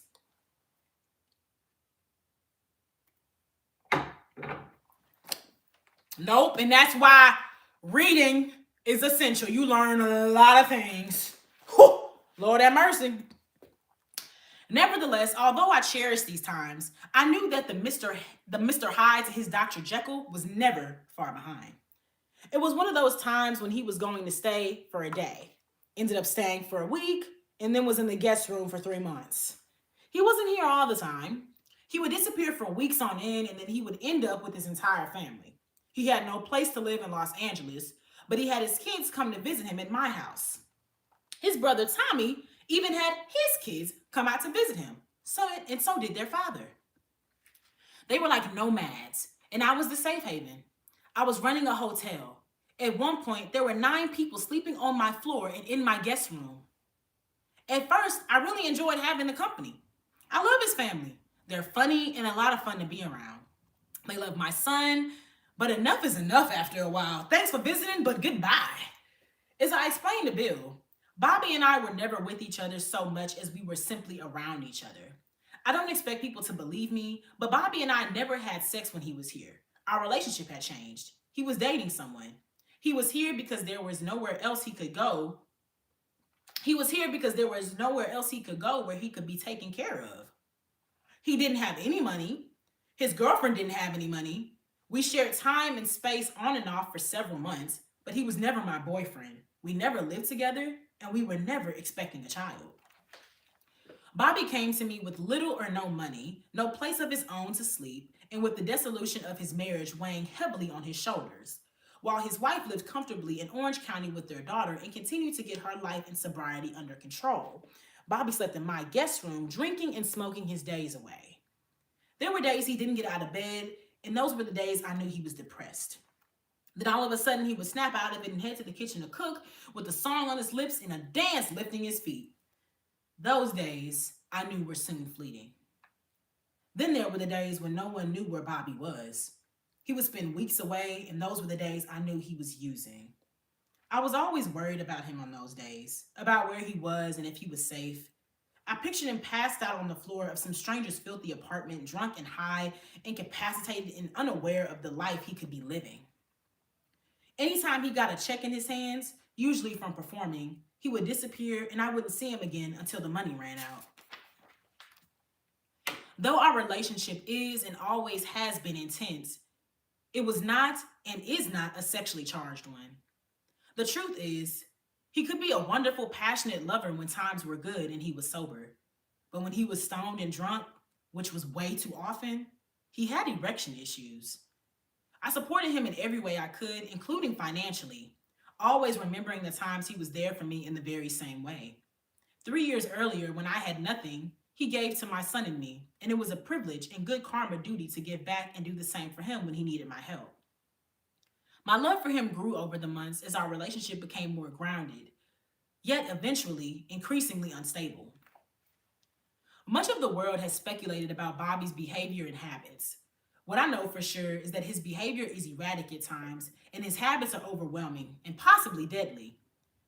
Just as in Confessions, I cannot say exactly what I have seen, but I know that Bobby needs help. My biggest fear for him was that I would walk into his room one morning and find that his heart had given out on him. The situation only got worse. I was with him when he got served his papers, and it was all downhill from there. Between the pain of slowly losing his marriage and the effects of drugs and alcohol, I never knew whether he would make it through some of the roughest times or even the night.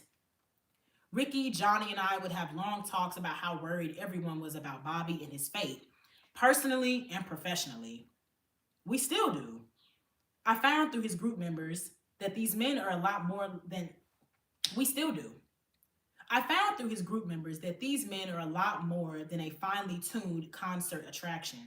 They are a brotherhood, and every single one of his brothers loves and fears for Bobby Brown.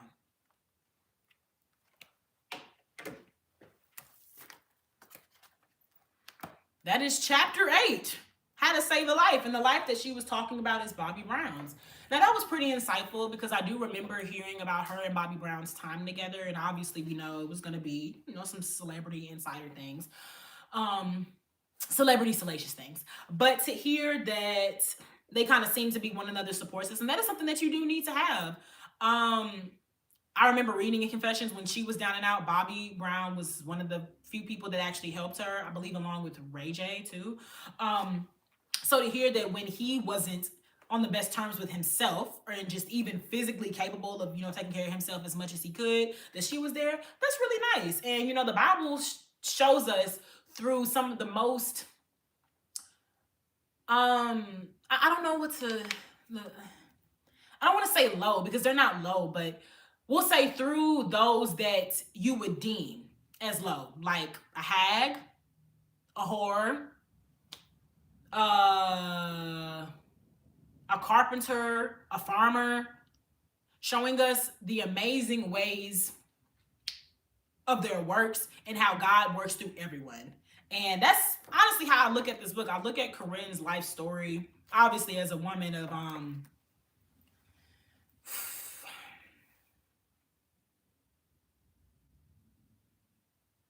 never deeming yourself as unworthy of anything. And that's something that she went through a lot, is having people tell her what she was worthy of having and believing that she was only worthy of certain things, so she would accept a lot of things.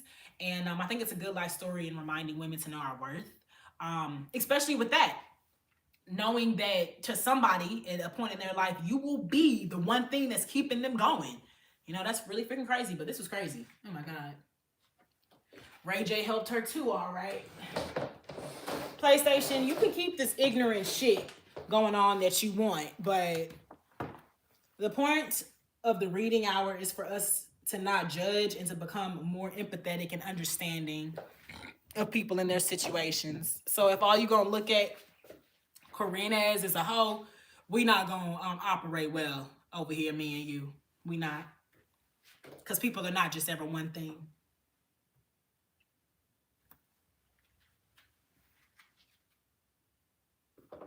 I'm jealous of Bobby. I need the method.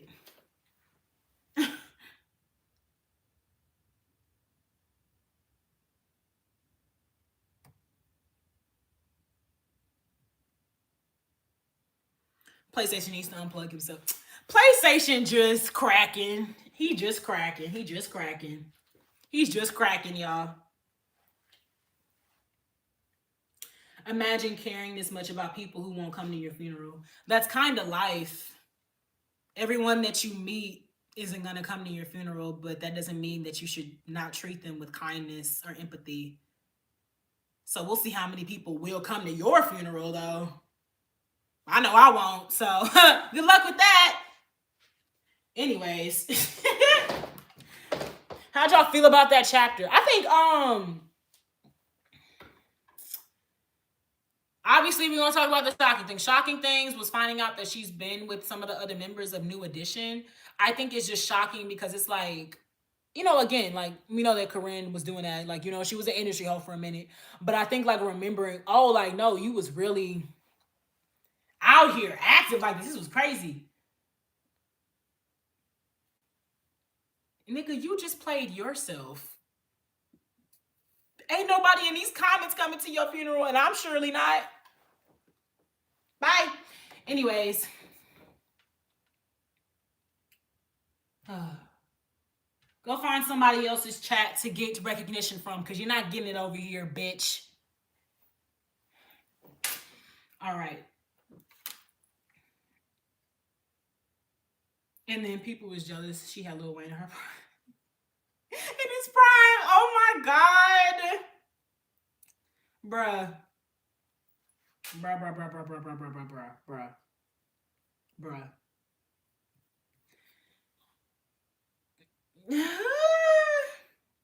I have never heard people refer to Lil Wayne in that way. His prime. Not hilarious. Ooh, I think. Ooh, we got 5 minutes left.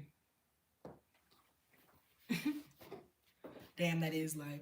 Like, I don't know why people come on here trying to troll me. Again, you must not know about me. You must not know about me. I have a lot of pieces of myself. And I have done a lot of things. I've been a customer service manager. I have been a daycare teacher. I've been somebody's modder. I've been a clipper. I have been a rage baiter. I have done everything that these little niggas think they doing to me. Like, that's the crazy thing. And I'm gonna let you know, you meeting the queen, motherfucker. So, act right or off with that head. Bobby, you see you always leaving, man. And we about to get off. I just read a chapter of Vixen Diaries. We was going through Corinne and Bobby Brown's relationship, and she said that she was really helping him out when he was down and out, going through his divorce with Whitney Houston. He and his brothers would come over there with their cheering, and they were sleeping all up in her guest room, in her living room. Oh my God. But said that Bobby Brown would cook his famous fried chicken, take her son to school, teach her son his academia, make sure that he was all good. You know, real nice, doing things. Cool Girl K, thank you so much for the gifts. Thank you so much for coming through with the gifts. Yep, Bobby, we was talking about you, Bobby. Like, literally, Bobby. How could I forget that, Bobby? Bobby is not just Bobby Hill. He ain't just OG Bobby Johnson. He also Bobby Brown. We got a 3 for 3. Oh, Bobby. Bobby, you're iconic. What? Yes, girl, you see my Christmas tree in the back? I'm psyched. I'm very amped. I can't wait to see what I get into. I have my own Vixen Diaries, but I won't tell their secrets. Bobby, I think we all have that. Okay? Y'all ain't ever gonna hear mine.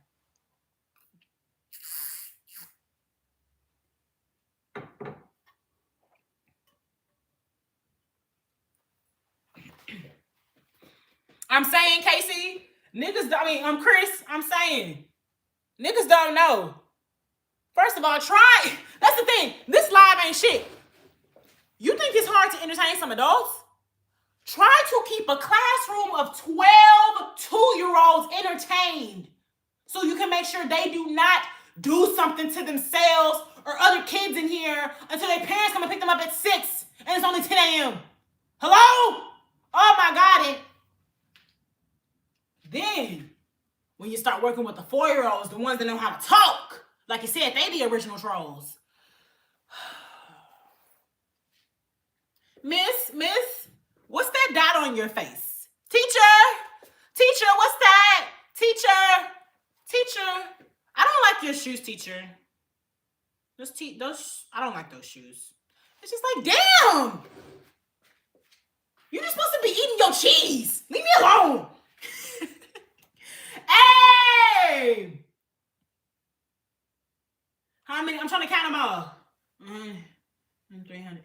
Thanks for all the gifted. Thank you for all the gifted, Chris. It's your first day and you came through blessing, all right? Thank you so much. My uncle used to call me A.B. Sure. Are you sure that you really want these problems? Hey, be sure. Okay. I had a little run from 25 to 31. Bobby, I believe you have 5 children. I think we all know you was a little Rolling Stone back in the day, you know? But that was back then when y'all ain't like, I mean, y'all been had condoms, so I don't know how you got yourself into that situation. But, you know, a lot of us can come out of them phases unscathed. Hey! And yours was old. Icy Truth, thank you so much for the honey gifted. I appreciate you. All right. My sister teaches now, and she has crazy stories about these kids. Teaching is the hardest job in the fucking world. Daycare teacher, elementary, middle, high. I say the easiest teaching job is being a fucking professor. I swear to God. Like, that's the easiest job you have is being a professor. I would know my mom is a professor. That ain't her only job, though. And it still is hard, obviously. But she works harder being an administrator than being a professor. Like, I feel like that's the easiest. She be like, oh, yeah, I gotta do this class. Okay, I'm done. Like, they're full-blown adults. It ain't much for you to have to do, honestly. Professing is the easiest teaching job. Hello? Kid told me I look gang-related. I cut my dreads. First of all, you calling them dreads is already the problem. I feel like you were already insecure about them. They're called locks, sweetie. They're luscious locks. But additionally, you let a child who don't even know how to wipe their ass correctly tell you what the fuck to do with your life and what you look like. Chris, I could never tell you that you look gang related. Tell them they better chill with their gang related jokes, so that's where they're gonna end up, because they're not gonna have any fucking friends. Being fucking rude. I'm sorry. I meant to put I'll be sure. The army had to cut my locks after 5 years. And that's exactly why the Crown Act is enlisted now. Over here telling people they gotta cut their hair to do a fucking job. Are you serious? Absolutely not. I gotta cut my hair to kill niggas? Man, get the fuck out of here. Like, that's crazy. So we can kill people in this job, but I can't have locks. This is why 9/11 happened, because y'all worry about the wrong shit. Y'all worry about the wrong shit, okay? Bullshit. I know, Bobby. I was just joking. I know your kids are from your marriages. You still a little Rolling Stone, no. I know about you, OG Bobby Johnson.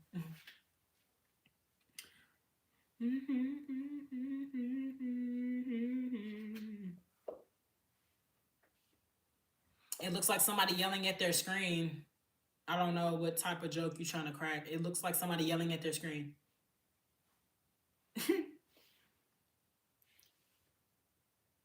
Well, it makes sense not to have hair in a combat zone. Does it? When you could just put that hair in a bun?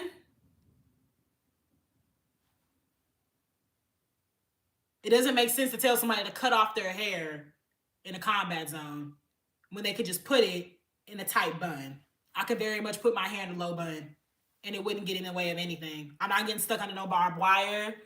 An enemy is not going to be able to identify me easier. You see, that's that brainwashing they did to you, Bobby. You see, sir. They're going to be able to see your nigga ass because you have your nigga locks in your head. And you know, in a combat zone, you do not want your nigga locks to get caught on anything and the enemy to see you. So you need to cut your nigga hair off. Right. So Samson from the Bible wasn't able to take care of his enemies with his hair, right? That's why Delilah cut it off, right? Oh, okay. I got you.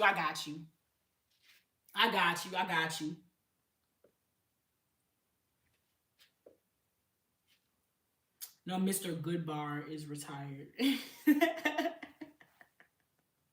Oh my gosh. That's your nickname? I know the host is like, Bobby, you was not calling yourself Mr. Goodbar to the host. Stop. Oh my God. If it was just hair, it wouldn't be a literal story in the Bible. If it was just hair, there would not be so many men and women that fight for the right to wear their hair how they want. It's not just hair, it's a part of you. But you know, it's unfortunate, PlayStation, because you probably bald as fuck, so you probably wouldn't understand. It's fine. Or you're balding. So that's what you have to tell yourself. It's just hair. It's just hair. I don't care. They can have this hair. I don't care. Oh, shut up. LOL, I did my thing. Bobby!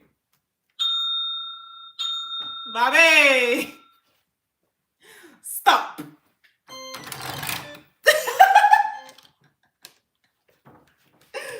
Please. From 25 to 31, the hoes was looking at you like Mr. Goodbar. Please.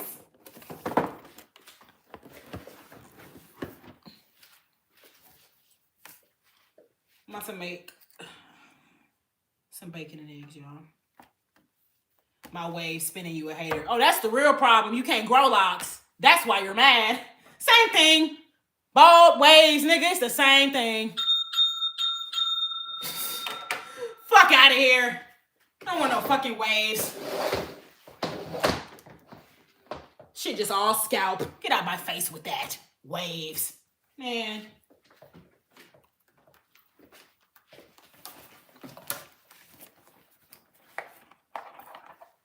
Waves don't swim, so they hit on him. Anyway, I think I met us sometime before in the summertime where I recorded him.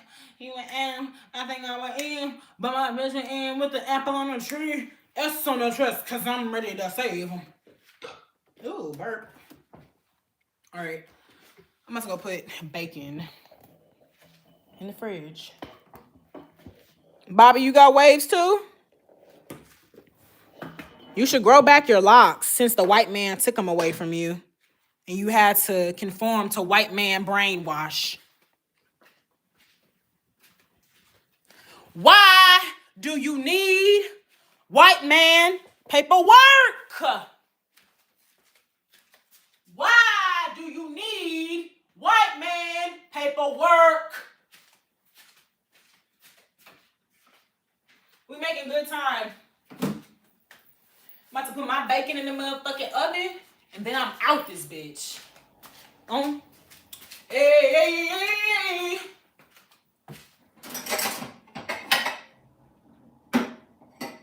Anyway, I think I met it sometime before in the summertime where I record.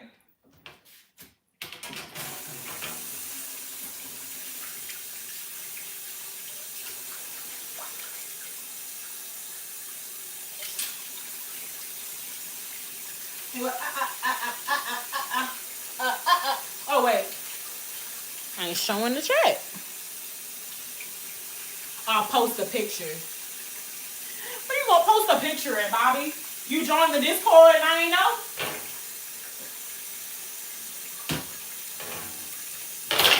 Let's get this motherfucker to 100 likes. First 100 like live? First 100 like live? Hey, first 100 like live? And I had to whoop y'all ass for that. On my page. Bobby. Okay.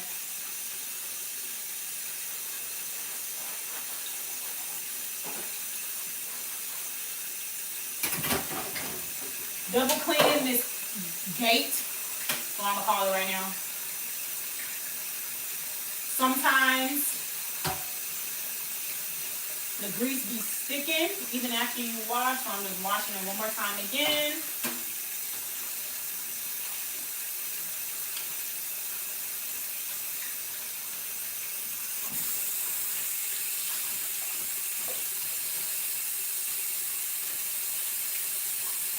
And they call me mama when mama, I call them baby.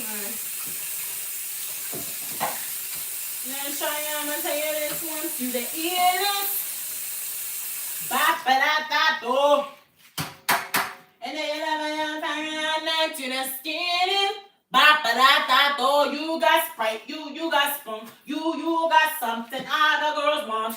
You like a candy store, and I'm not tired, you got me wanting more and more of your love, yeah, your love. Look at y'all smoking ass niggas after every pool nigga start choking ass niggas. Nigga. Look at y'all bitch ass niggas stop lying on your dick ass niggas. Nigga.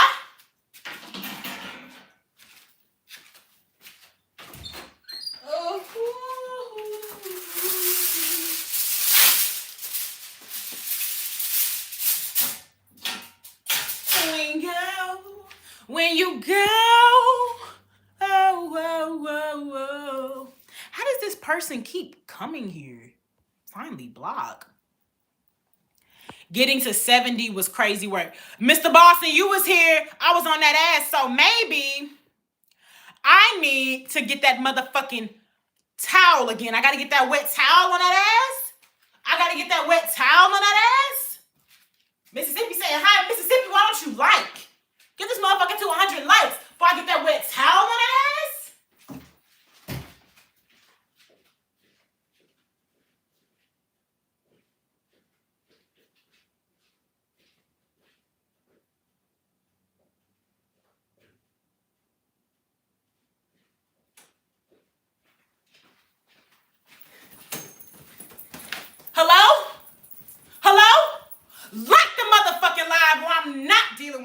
bullshit. Y'all think I was playing? I liked it on the way in, ma'am. Prove it to me. Try to like it again.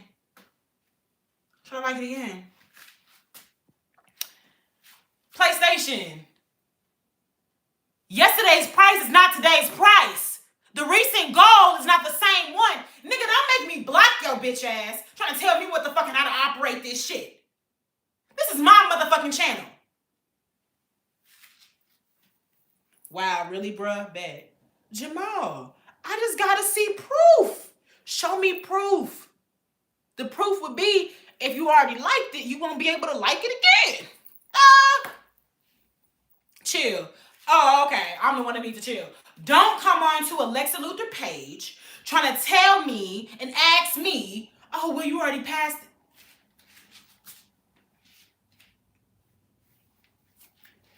Do I tell you what you have enough of? Do I tell you when you need to stop pushing for something? Never stop pushing for your goals and your dreams, nigga. Fuck wrong with you? I'm just a viewer. No, you're not. You're just a nuisance.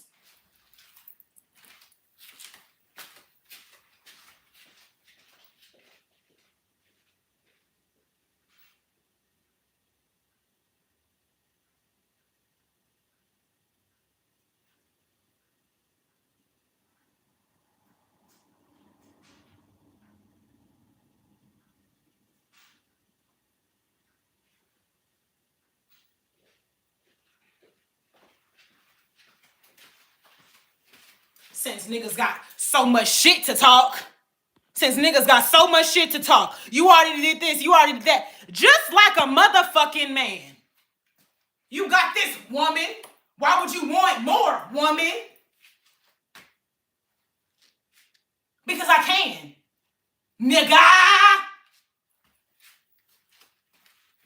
Fuck. Kiss my fat black ass, bitch. Y'all gonna piss me off today. I say and said something and it's, well, why did you do this? You already passed that. Use that rack for jerk red snapper. Jerk? Bobby, you lost me. I don't do jerk. I don't do jerk. Jerk don't know whether it want to be sweet, whether it want to be tangy. And she got more. And that's why you do.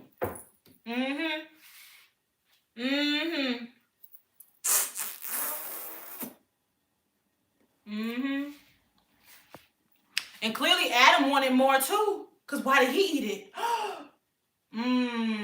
And that be the main thing. Trying to blame women for wanting something that you want as well. Why would you want more, woman? I'm already settling, so why would you want more? We could just have this. Oh, ooga booga. Ooga booga. Ooga booga. Why would you want more? This is why Eve ate the apple. No, you're incorrect. Eve ate the apple because the snake, aka the devil, asked her, why can't you eat from this tree? Who told you you can't eat from this tree? Why wouldn't you be able to? If you're going to spit something, get your facts right.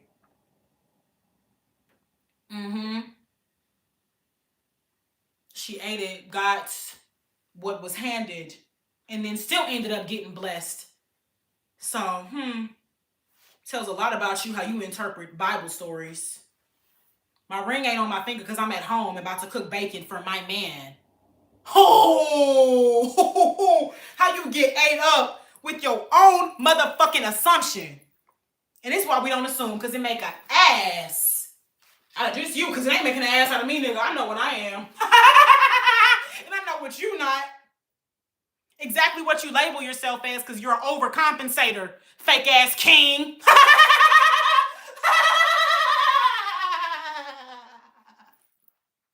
Y'all might want to stop. Y'all might want to stop. I'm just saying, oh, I had to fix it.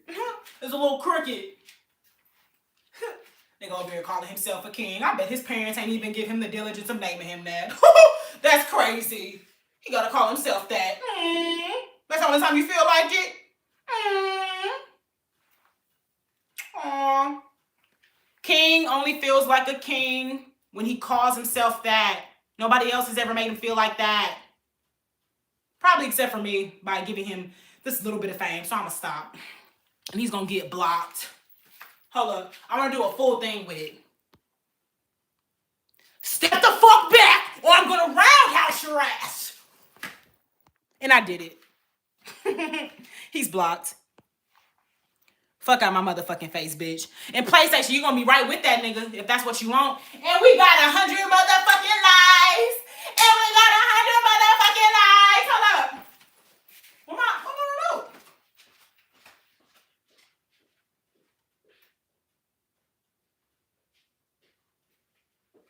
And thank you so much, JP, for the comments on my locks. I appreciate it.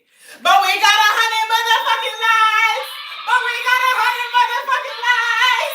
But we got 100 motherfucking lives. But we got 100 motherfucking lives. Yeah. Thank y'all so much. Thank you, Jesus, for getting us to 100 likes. This is the biggest amount of likes that we've had. I thank y'all so much for participating because, couldn't have got here without, digging in y'all motherfucking ass and telling y'all I was going to beat the fuck out of you unless you did it. So I thank you for listening because I don't like to get mean. I don't like to be hasty. You was my 100 like JP? Why don't you add to the subs too? Go ahead, come over here. Become a co-anchor. We'd love to have you. Okay, PlayStation. Yeah, you better wrap it up. All right.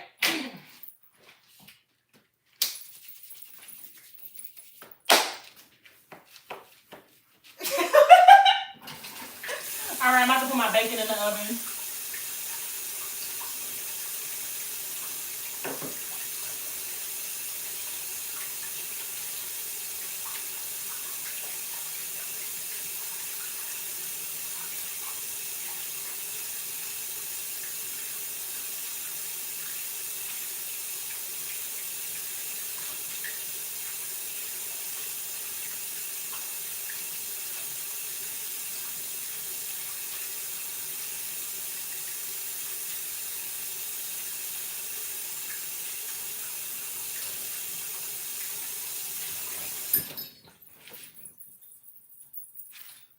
I think we're washing all the drying towels right now. I have to dry my hair with a dish towel because our kitchen washing towels are gone. You got a friend in me. Oh, you got a friend in me. Period. Yes. JP, you a new co-anchor. Big Trent said he gonna sub too. Oh shit, y'all. We on 10%. So we really gotta hurry up and get out of here. All right. I'm gonna hurry up, put this bacon in so y'all can see me do it. And we're gonna do a proper outro and then we're gonna get out of here. We're gonna be Andre 3000 in this bitch, okay? We have our properly secured bacon. We only got 4 pieces left, unfortunately. But it's fine. That's 2 each for me and my man. So it's good. I'm gonna put it on this rack. Get your ass over here. Gotta wash my hands again, but that's gonna be obvious. Okay. Got a friend in me. Oh! What does that mean? What does what mean? Hold up. I gotta use my toe so I can see the comments. Oh, that you're my co-anchor now? That means that you are of a high level of importance when you come over here. Means I'm going to respond to your comments quicker because I deemed you interactive to the live. That means that you're probably gonna be entertaining to the chat too, because if you entertain me, you're gonna be entertaining to the chat. So, and also because I really love the Wendy Williams show when it was airing, and me and my man are currently finishing up.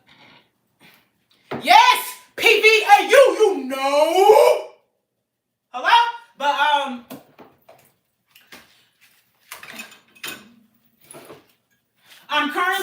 finishing up this show called The Morning Show with my man, and it's what it is. It's a morning show, and y'all know morning shows have co-hosts, and that's what I feel about y'all. Y'all keep me entertained and as informed as I try to do with y'all. And so I feel like giving y'all the label of co-anchors is best, because I also don't like to label y'all as fans. Like, you know, in 2025, I don't really think there's like a fan thing. Like, I don't really think you could be a fan of someone. I think it's a supporter, and that's what y'all are.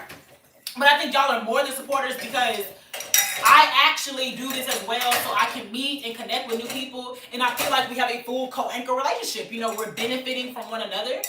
And so, you know, I say all that to say that is what co-anchors mean to me. Y'all are people that I love to see on the live. I feel like y'all get me as amped as I do y'all. You've been respectable to me, nice and understanding, respectable to others. So that's how I go about it. My co-anchors.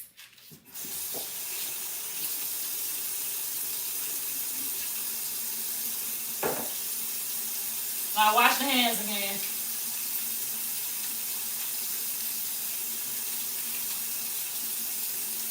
Trying to hurry up before the iPad dies. YouTube be taking some motherfucking battery off this bitch. I tell you. Oh, shit! Jesus Christ. Okay. You got a friend in me, baby. I love you so. My daughter goes to PV. I was just at homecoming, straight lit. Hey, shout out to your daughter! Panthers! What's your daughter's major? I graduated with a bachelor's of science in psychology and a minor in health, you know. Shout out to all my psych grads. Howdy, what's up? Welcome in. We about to get off this bitch though, because my iPad died and we've been on here for like 3 hours, but I love y'all so much.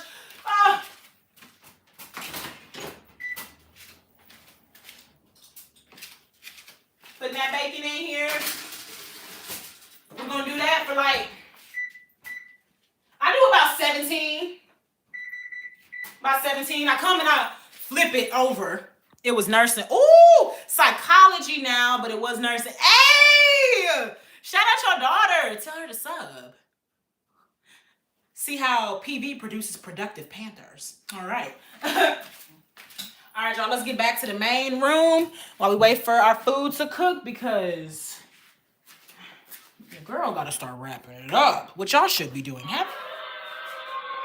I know y'all don't want me to leave, but you ain't got to boo me. Damn. Jeez Louise. Overkill, don't you think? Oh, my God. Had to find proper positioning. Sorry, y'all. Woo! All right. Yes. Y'all, this is an amazing live. This is an amazing start to the week. I love when we have a very good, successful live. And we got to 104 fucking likes. Give yourself a round of applause, first of all. Round of applause. Baby, make that ass clap. Y'all thought. But yes, give yourself a round of applause. This is the highest like we have ever gotten on a live. 105 now. What? We lit in this bitch. Hold up. I'm going to actually give y'all a high five. Well, claps. Give me a second. Claps.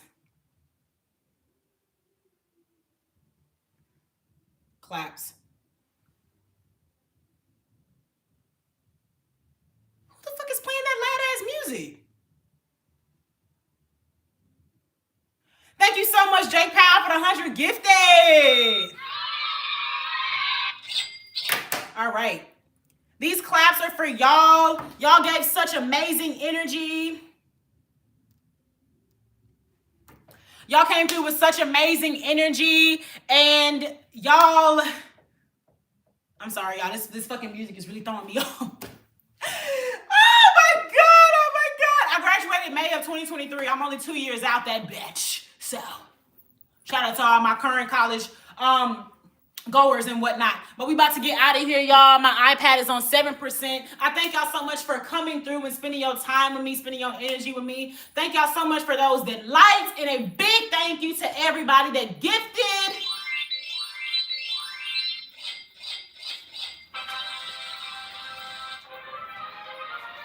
I got a whole thing for it, okay? But big thanks to everybody that came through. Y'all add so much to the show. Like I said, y'all are my co-anchors. Y'all keep me going. Y'all are the best part of my day and an amazing start to it. I am so glad I have an opportunity to come on here and meet such amazing people, communicate with such amazing people, learn and be entertained by y'all as much as I try to do for y'all.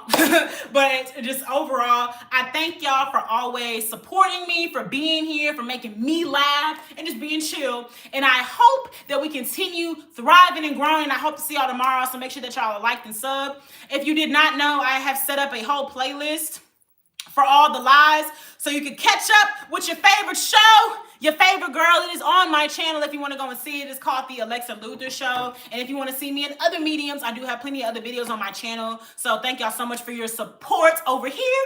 If you could go extend it over there too, that would be amazing, okay? But y'all know we're not going to leave without a good old song. So let's get to it. Let's get to it, and let's get through it and do it and boo, boo, boo it. All right.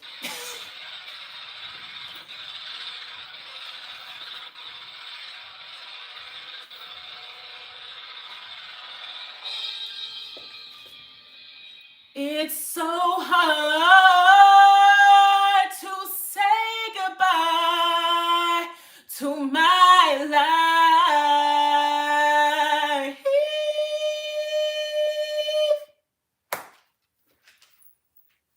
Hey! Hey! Hey! All right. I thank y'all so much for being here. God bless. Godspeed. Make sure you say your prayers, drink your water. Thank you, Jay. Thank you. Say your prayers, drink your water, and I'm going to see y'all next time. Make sure you watch my other videos if you haven't. Remember to be great, say your prayers, and I'm going to see y'all tomorrow. God bless. Have an amazing rest of your day.